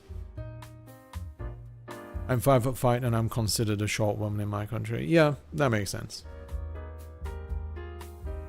But, you know, it's still a good height. I do not miss retail work at all. Same. I have done plenty of retail jobs and I have despised all but one of them. And as I've mentioned it before, the only one that I really liked was working at a guitar store, because it was an independent guitar store where I didn't have to wear a uniform, could listen to whatever music I wanted throughout the day, and I love guitars. I enjoyed selling them to people because it was something that I really cared about. So yeah, great job, paid like shit, But because I love what I was doing, I really loved the job. But everything else retail, garbage. If you work in retail, the best thing that you could hope for is a boss that doesn't give a shit. Like a manager that doesn't give a shit or something. That gives you a bit more freedom than some arsehole that's just like trying way too hard to appease their bosses and get a promotion or something. The ones that like, as soon as they see you relaxing or something like that, say some shit like, you know, oh, if you got time to lean, you got time to clean. Or like, lean on this.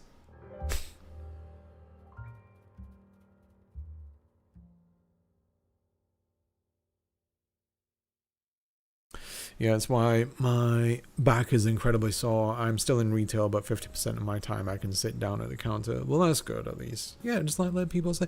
Like in US supermarkets, the people at the checkouts, like they all stand up. And it's like so off to me that they make them do something like that. Because even though they're not carrying like huge weights or anything, they are still exerting weight on their back by lifting stuff up all day and moving like that, you know. And in the UK, the supermarkets there like Tesco, Asda, etc., like they all have a seat. Just like let them sit. Because I think like the logic behind like not sitting at a retail job is basically trying to put out there that an employer is just like ready and at attention the whole time. But it's bullshit. Like, you know, no one's going to get upset if they see an employee sitting down. Like, yeah, it's kind of weird. Like if you have a, you know, like a customer come up to you and you're just like, hi sir, how can I help you? But most of the time people have the wherewithal to sit up in that situation, you know? Denmark has some freakishly tall people too. As an average height trans man, I feel somewhat out of place when I went What is the average height? I never thought of Denmark as a tall country, to be honest. I watched, there's a funny documentary, not really documentary, but a funny travel series that Conan O'Brien did. And Conan O'Brien's like one of my all-time favorite comedy writers. Very, very funny man. But like every single country that he went to, and Conan, I think he's like 6'5", but every single country that he went to, he just like eclipsed everyone, especially went to like Asian countries where, you know, generally the height average is pretty small. But yeah, it was just funny seeing this guy just like being able to be head and shoulders and torso over so many people there. I had a character limit, so I had to choose my quote carefully. Okay, there was a sentence before, but basically they're encouraging folks to remind others to wash their hands. Okay. So that rather than them taking the responsibility themselves to say, hey, wash your hands. I mean, if you work in a hospital, that should be a given, really. Wash your hands. Like, even if you're not dealing with patients, you should absolutely be doing that. You should wash your hands anywhere. Like, even if you go to a restaurant, even if you're like in a, you know, bus station bathroom or something like that, just wash your hands. It doesn't take long. Yeah, you should shame co-workers that don't wash their hands. Call them stinky. Create a hostile work environment. Yeah, fuck it. I guess the point across. I just imagine like employees like saying like, I will not be shamed for my stinky hands. Sounds like your guitar store is how I felt about being a bookseller. Loved working at a bookstore, but that was it. Yeah, it is the kind of thing like, you know, if you do sales stuff, if you like the products that you're selling, it makes the world of difference. Because I'm quite knowledgeable on guitars, the history of it, etc., builds, hardware, all that kind of stuff. Like, it really did help being able to like communicate that with people. Which, you know, that's one of the benefits of guitar stores, is that most of the people that work at those places are actually quite knowledgeable on it, and it helps. The only problem really is that guitar stores are and have been struggling for a very long time. That store I used to work at ended up shutting down because it just couldn't survive. It's kind of what you get when you, well, not what you get, but kind of the situation that you end up being in when you set up a business where the price of the stock is so high that you need to have decent regular turnover. I'm 6 foot sharp. There you go. You're the alpha male height. My old manager was like that back when I was working in Massachusetts, I assume. Nobody, not even my more hardworking co-workers, liked her. The best way I could describe her is a frigid. Okay. Yeah, like yeah, managers that just like try too hard to appease their bosses. Like, I can't stand them. Like, there is a term for people like that in the UK, and it is jobs worth, which is jobs worth. And it basically means like someone that is trying way too hard at their job and also possibly trying to exert what little authority that they actually have. So you'll get managers that are just like, they try too hard to like stay on top of everything, even when it's completely pointless. They'll take people aside to bring up completely meaningless problems that they have with them. Like, I remember the previous job that I had, like, for most of the day, I would be sat at a desk waiting to take phone calls, and we didn't get many phone calls. So what I would do is that, like, I had a cheap little tablet with me, and I would just like open up like streams or videos, and I keep it at a low volume, and I would hit pause or mute whenever someone would call up. Like, I was ready for it. I just wanted something to keep my eyes on while I was waiting for calls. And then, because the manager there / boss was a bit of a job's worth, what he would do is like whenever he saw me come in, like he'd just see me on this, and I even paused it out of respect for him being there. And then eventually ends up bringing up, saying, "Oh, could you not bring that into work anymore?" I was like, "Why not?" And he just said, "Well, you need to be concentrating on work." And I was like, "Well, what am I supposed to do when I'm not getting phone calls?" So you should be ready for phone calls. I said, "I am ready for phone calls. It doesn't take that much prep work to be ready to do this." Hello? I was like, stop making up shit just because you want to show off you're the boss or something. Like, this is pointless. I get it. You're the boss. You don't have to tell me, alright? You don't have to exert this over me. It bothers the hell out of me. I'm sure you can tell that. But yeah, just stupid petty shit like that. I kept bringing the tablet in anyway. I just like kept an eye out for whenever he pulled up in the car, because he wasn't there all day or anything. Like, he was off doing other stuff. But whenever he came up, I just like got the tablet, hid it under the desk, and I was like, okay, I'm really improving at my job. Because if I didn't have that with me, do you know what my job would be? Staring at a screen with nothing happening, because most of what I did was automated by the system, and I had to just pick up calls every now and then. It wasn't a hard job or anything. It didn't demand a ton of attention. Yeah, it rubs me the wrong way, stuff like that. But I will admit, I do have a recalcitrant streak. Recalcitrant is a very fancy way of saying that I have problems with authority.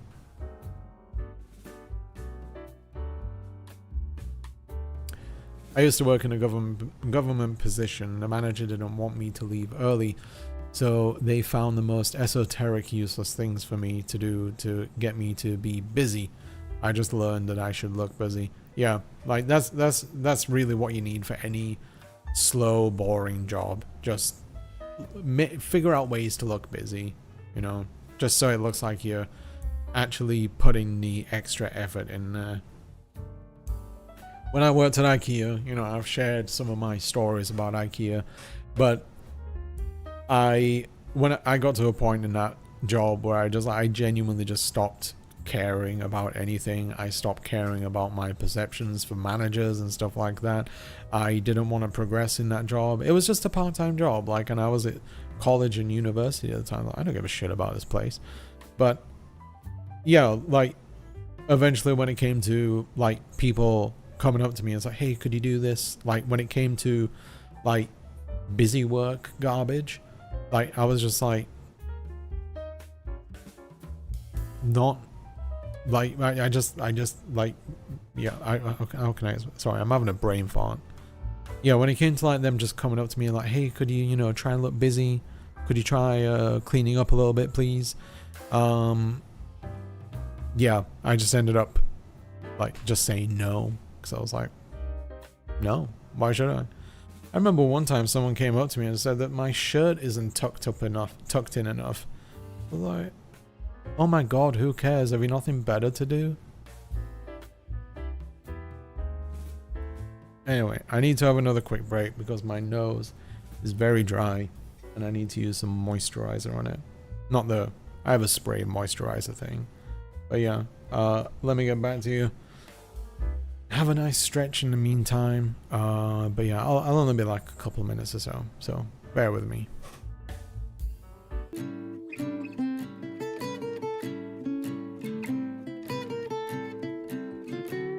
Alright, sorry, it's a longer break than I expected.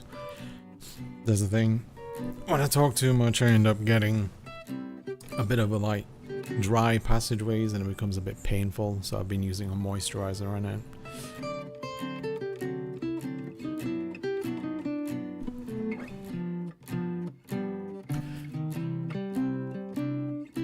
But yeah, with certain terms like that one, you know, obviously a lot of people aren't there.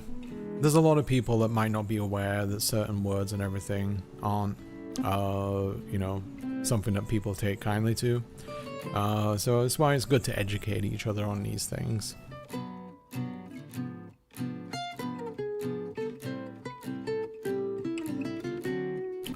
Anyway, what time is it?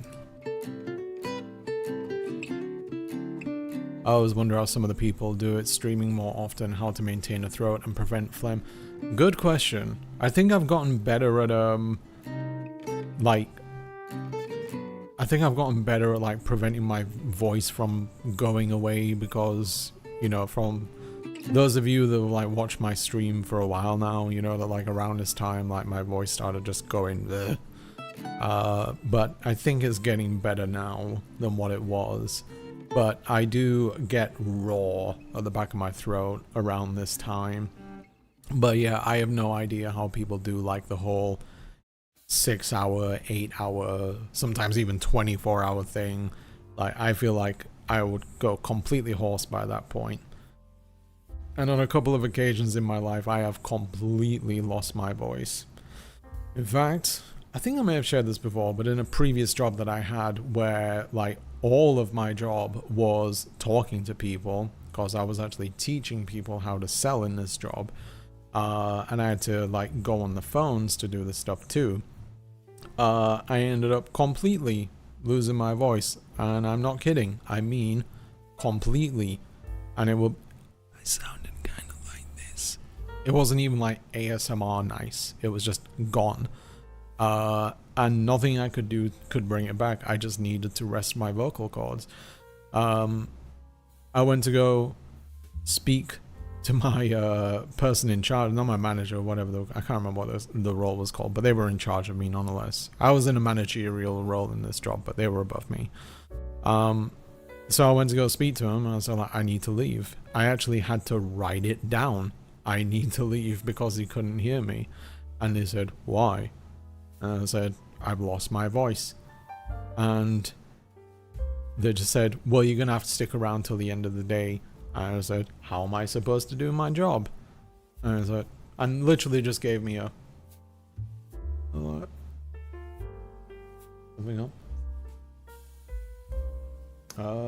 It's over here. One sec, I'm going to get my wife her laptop charger because she doesn't want to be on camera. Oh, it's on the island. One sec, I'll do the be right back screen for her. Okay. Yeah, all you can do really is just keep drinking for it. And I did discover a neat little hack, I guess, recently. Well, not really a hack, but a neat little tip that salted potato chips / crisps are pretty damn good for the throat. I found that it does actually make my voice a bit clearer. That and pineapple juice. Pineapple juice is great for it. Lots of coffee. Yeah, I wouldn't have the energy to do a 24-hour stream. Like, I think that would be forever off the table for me. Besides, who want to hang out with me for 24 hours? I can't think of a good reason. I don't even know how my wife does it. Well, she gets to sleep. I had to go to speech therapy after losing my voice. It was wild. I actually came out a better singer. That's good. I mean, you got a benefit out of it, that's for sure. I considered going to like getting you know, speech lessons and whatnot since I started doing this job, but I found out that they are quite expensive, so that's a no-no. But yeah, and it's interesting because like most of the jobs that I've done in my life have involved speaking a whole bunch. And, you know, that's cost a lot of the jobs I've done are just like sales jobs. So I have to spend ages basically bullshitting people into buying something. Hey, you want to buy this shitty £80 mattress from IKEA that will definitely not mess your back up? Sold.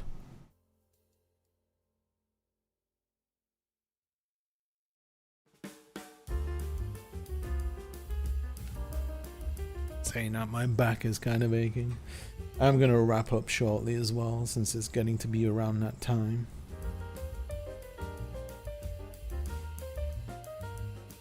Oh yeah, by the way, does anyone have any suggestions for what to do a next baking stream on? I have some things in mind, but I'm always open to suggestions from other people. Some things that people just, you know, I might not have thought of. See, generally the criteria for what I make on a baking stream is something that can be made within like a 2 to 3 hour window, maybe maximum 4 hours. Tigerbrood.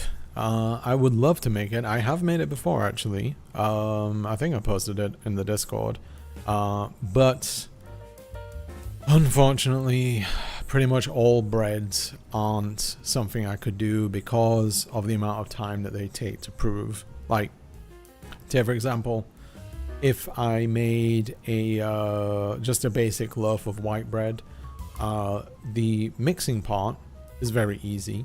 Like, just toss 5 ingredients inside of a stand mixer, let it go for about 10-15 minutes, what have you. Put it in a bowl, put it in an oiled bowl, and then you cover it for an hour and a half and let it sit there. Then after that, once that's proved, you shape it into the dough shape, into the bread shape, put it inside of a bread tin, let that sit for another hour and a half. So you got like 30 minutes of actually making the bread, an hour and a half, sorry, 3 hours of just letting it sit there, and then 25 minutes in the oven. So yeah, something like that. The thing that would make tiger bread interesting is the fact that you have to use like this rice flour mix to cover it. That's how you get like the interesting and very delicious cracks on the top of it. So yeah, breads, as much as I would love to, as much as I really like making bread, yeah, sadly, it's not one of those things. Maybe if I did a very long stream someday, but we kind of just covered that. Lemon squares. Lemon squares could be a good one. I've never made lemon squares before, but I do very much like them. I'll look into that. Yeah, good suggestion. I know it's a bit involved / time consuming, but I love to see bread. Well, there we go.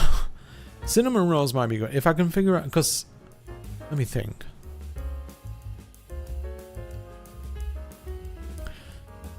Bagels might be viable. Let me think. So bagels, after you make those and it's like an hour for resting, then there's another 30 minutes for resting after you made the shape. Bagels could work. I did make a batch the other day. It would be a longer stream, but you know, that might work.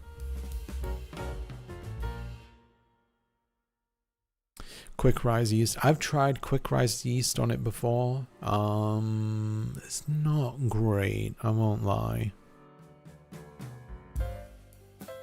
So yeah, with quick rise yeast, you tend to get like a more looser crumb inside of a bread that way. More writable cookies. I mean, I could do some more things with decorations. In fact, the other day I was gotta go. It's been fun. Well, thank you very much for stopping by, Syndrome Noir. What was I about to say? Another brain fart. That's great. I need to see a doctor. But thank you very much for stopping by, Syndrome Noir. Hope you enjoy the rest of your day. But yeah, with the writable cookies, yeah, I need to do like maybe some more stuff with decoration. Maybe just as I was about to say it, Rowan Ellis, maybe cupcakes. Great minds. Yeah, cupcakes could be a good one for decoration stuff. That's definitely been one that's something that I've thought about for a while. Maybe like some chocolate cupcakes. I wouldn't mind making some cupcakes. Cupcakes with like a caramel center, something like that. Mind reader indeed. As I was saying the word, that showed up in my chat as I was saying it. Miraculous. I'm a lemon flavor lover. I do love lemon. Lemon is great. I've considered making lemon meringue pie before because it's really nice. But anything with meringue might be difficult to do just because I would have to put the stand mixer on full speed. And I think I've demonstrated it before on stream, but it's loud when I do that. The only thing I can think of is maybe covering it with a box to mitigate the sound that comes from it. I'll think of it, but yeah. I'm not much of a speaker. I can't talk a lot in real life if I wanted to. I'm lucky I can say 3 sentences in one go because everyone seems to just do it fine. Writing is easier. I'm kind of the same. Like in my videos, you'll notice that there's like quite a bunch of cuts in it. And even though some of it is for stylistic reasons, a lot of the time those cuts are there because I end up flubbing a sentence. And I think part of it as well is because like some people end up like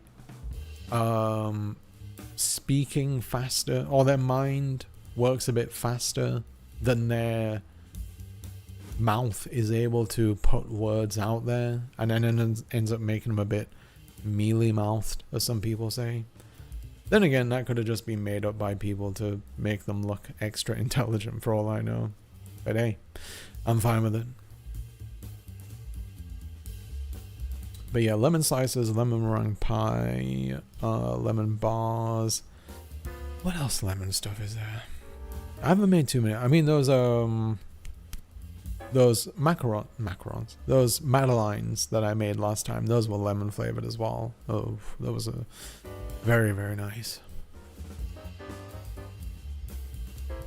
How about some pastry with salmon and vegetable sauce?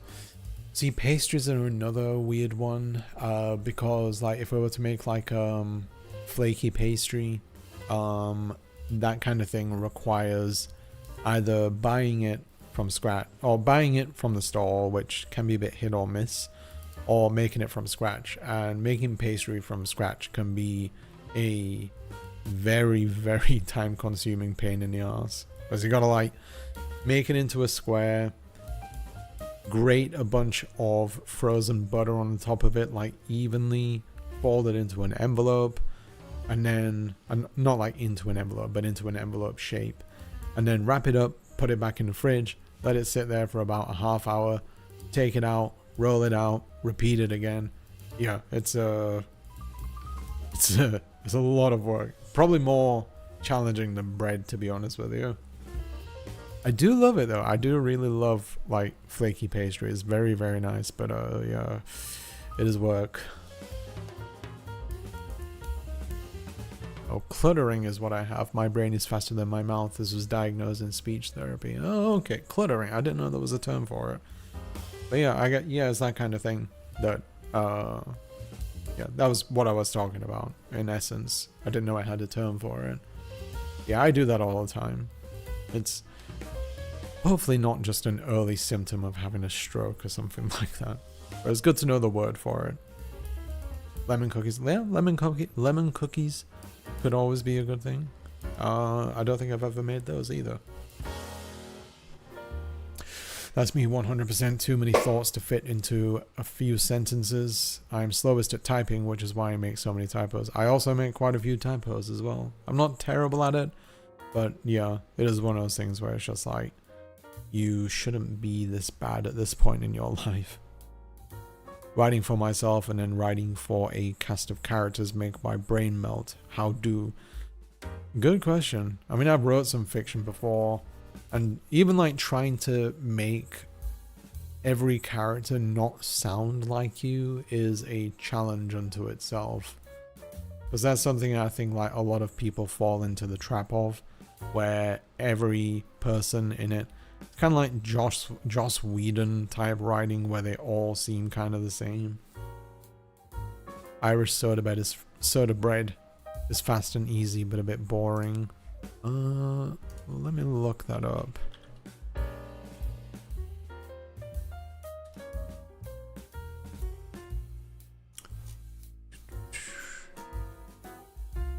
So I'm just pulling up a recipe.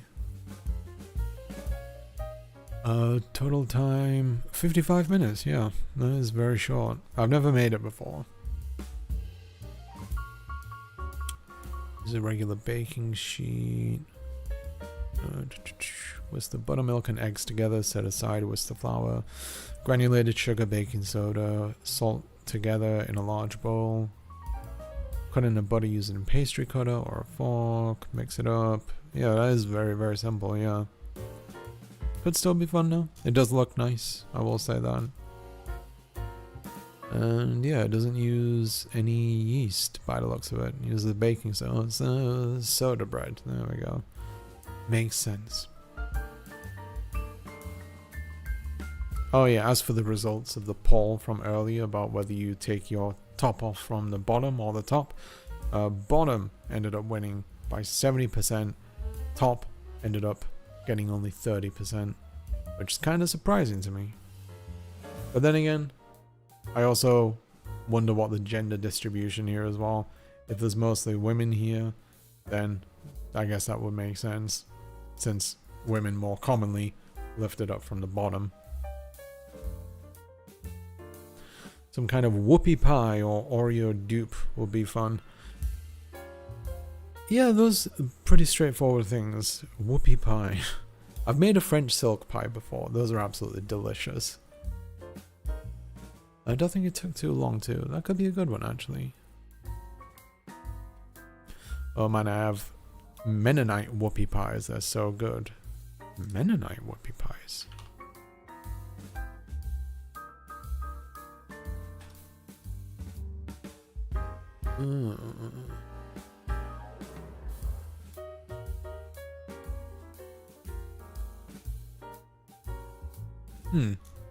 I didn't know there was like a Amish slash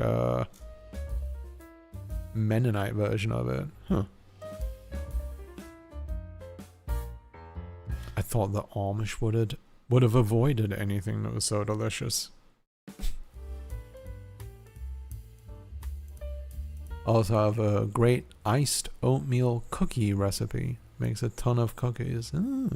Maybe feel free to post it in the foodies of the Discord. Always open to these things. Not as sweet as the store-bought kind. With the perfect texture combo. I don't think I've even seen them at the store. I have heard of whoopie pies before. But yeah. I guess I could try making them. Does it use buttercream in the middle, or is it like whipped cream? Right, I have a recipe here. I can pull it up. Buttercream. Okay. It kind of reminds me of the Viennese whirls that I made a while back.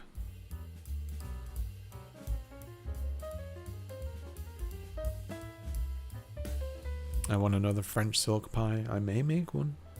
I do have some 100% cocoa chocolate in the pantry, so I'm prepared. Me realizing whoopie pie maybe just American. I think it might be because before I moved here, I'd never heard of whoopie pie before. Sounds like slang for shitting yourself, if I'm honest with you. Mennonites are like the Amish. Yeah, I've heard of Mennonites before. I think they do have Mennonites in America as well, in USA as well. And you get the ones that go on Rumspringa, I think it's called, where they basically get to sample the non-Amish world to see whether they like it or not.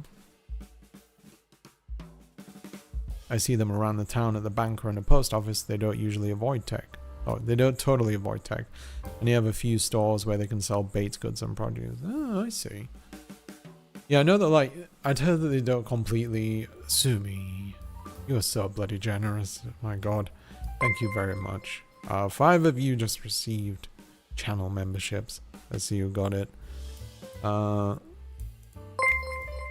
Chinangians. Casa de Criso. Lucy First. Oh. Dark Magician and Marcus, not Aurelius. You all just received channel memberships courtesy of the very wonderful Sumi. Enjoy getting all the benefits from that, including early ad-free access to all of my new videos, which one will be releasing later today. I hope. It should do. I'll try and ensure it does. I had such a good Minecraft session while listening to this podcast. Oh my god. Does this qualify as a podcast? I guess it could. It's such a chill stream and I got my pay. Well, thank you very much for putting some of that towards me. It is greatly generated. Thank you, Sumi. I'm in stream. Okay. I was like, this will be like the most disorganized podcast.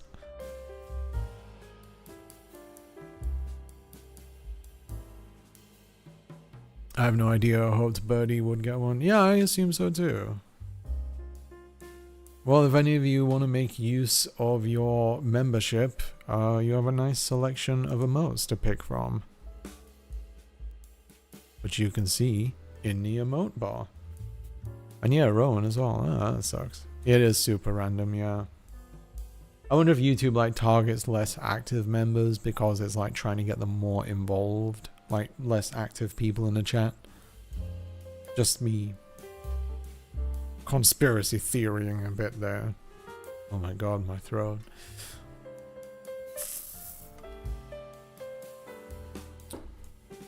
Oh my god, Sumi.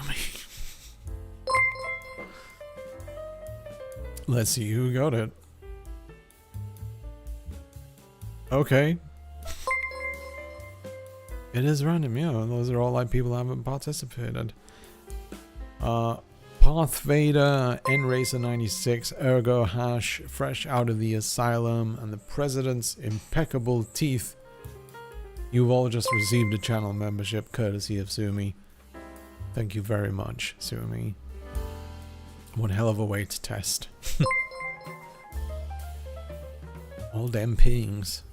It's a shame that YouTube doesn't do the hype train thing like Twitch does. Because we'll be on one right now. Choo choo. I feel kind of bad that I need to end the stream here though, since that just happened. But I will be back next week. I promise. Well, I shouldn't promise anything. You never know what can happen. But you know, I shall be back next week. If all goes well. I find it odd that you can't select a user if you gift a single membership. Can you not? Oh. That is odd. That would be one of the most basic ones, I assume. Can you do that on Twitch, where you can actually choose someone to give one to? Because I know that there's like a randomness to it. Okay. It's only a Twitch thing.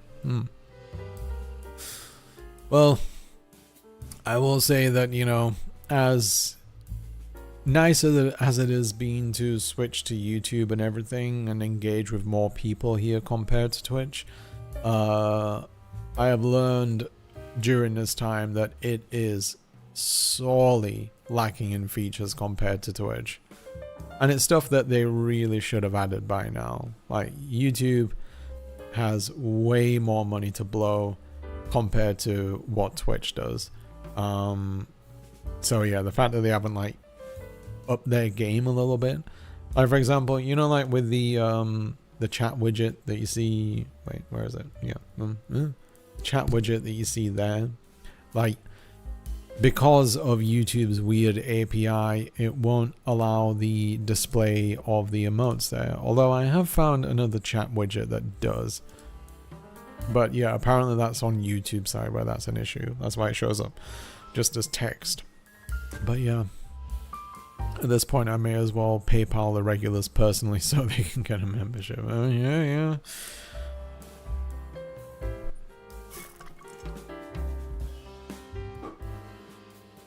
Yeah, like imagine trying to, for instance, find anyone's channel via the chat here. Yeah, it's there's so much that needs to be done. And it's not like they don't have, you know, competition to compare themselves by. Shit, even like, what was it, what, like Mixer, Microsoft's thing that ended up failing? Even that had like loads of features to it. Come on, YouTube. You can do it. You can't find people's channels from chat. I did not know that. Well, I can. Unless this is just for me or something as the channel owner. But yeah. Look at this, birdie. Go to channel. To me, go to channel. It might just be a moderator thing for all I know. What are these alerts I'm getting? I didn't see anything. Wait, did you do it again?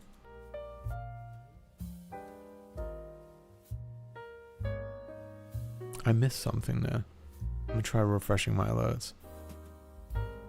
If I click on Birdie's name, that you can only block or report. Huh.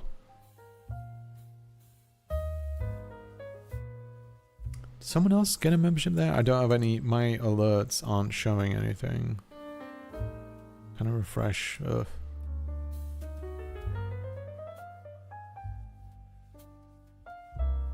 Yeah, I just got pings on my side. I don't know. Okay.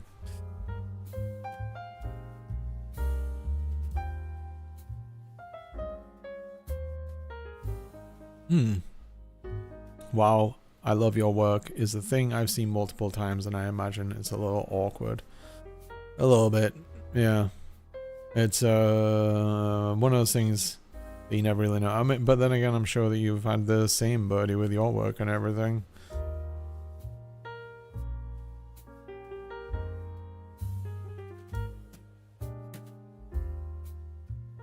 Okay. Let's see. Sorry. I'm spacing out. I think I need to eat, unfortunately. But like they can just see in the chat here is the icon and the name and they can't go find your page. Yeah. Yeah. There's so many basic things missing from YouTube's functionality in their live stream stuff. And like I said, Twitch exists. They can go and look there and see like, okay, what is here that people like and how can we steal it? And you know, it's not hard, I assume. Like they have very smart people there. There are not any YouTubers with my name. I would assume, like, you know, your name is fairly unique, very unique even. Go to bed. I can't go to bed yet. The night is young. The sun is out. I remember when I was a kid, because in the UK and many other places in Europe as well, the sun ends up setting pretty damn late in the summer. Like, I remember when I was a kid, there were times where the sun would set at like 11 p.m. And when it was like during the summer holidays, I hated the idea of going to bed while the sun was still out. It felt like unfair in some kind of way. But yeah, I don't know, I always just have memories of that. Plus it was like excruciatingly hot during the summer. Yeah, sunsets at 10:30. Yeah, it's a weirdly common thing. And you'd have like barely any dark as well. Like in the UK, I remember it would set at 11 and then the sunrise would start at like 3:30 a.m. or something like that. It was weird. Whereas here, you know, you got a decent amount of both. Get all that vitamin D. Or as Americans call it, vitamin D. Almost 11 p.m. and it's on its way. Yeah, it's so late. I kind of don't miss that. Sunrise at 5 or 5:30 a.m. See, I mean, you get more dark than we did in the UK, that's for sure. I remember sometimes, like, when I was living back home and I was having my long-distance relationship with my now wife, and ended up staying up late talking and whatnot. I'd sometimes look out the window at like 2:30 and suddenly you just seen the sun peeking from the horizon.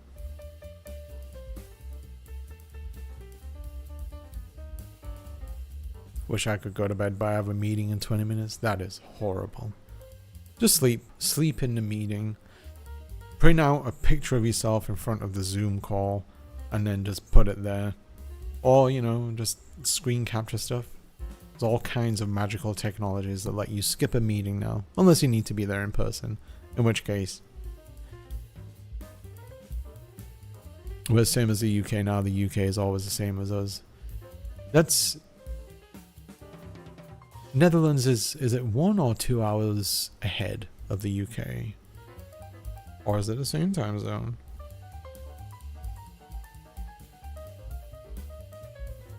I can never remember. There's some weird things in Europe, like for example Lanzarote or the Canary Islands. They share the same time zone as the UK, despite being like quite far away. 1 hour difference, yeah, that's what I remember.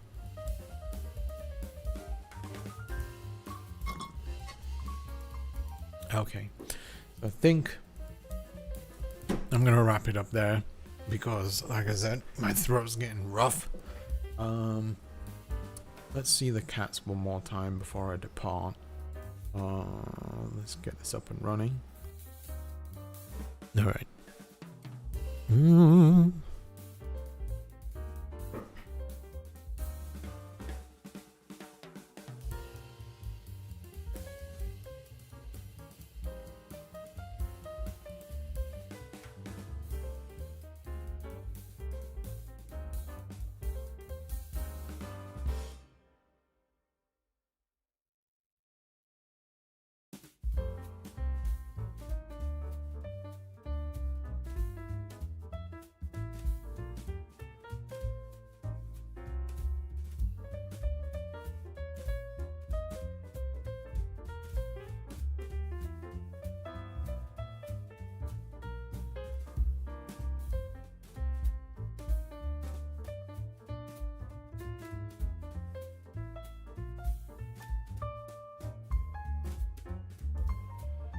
Well, I tried to summon Curie too, but yeah, she's planted, sleeping somewhere, too comfortable.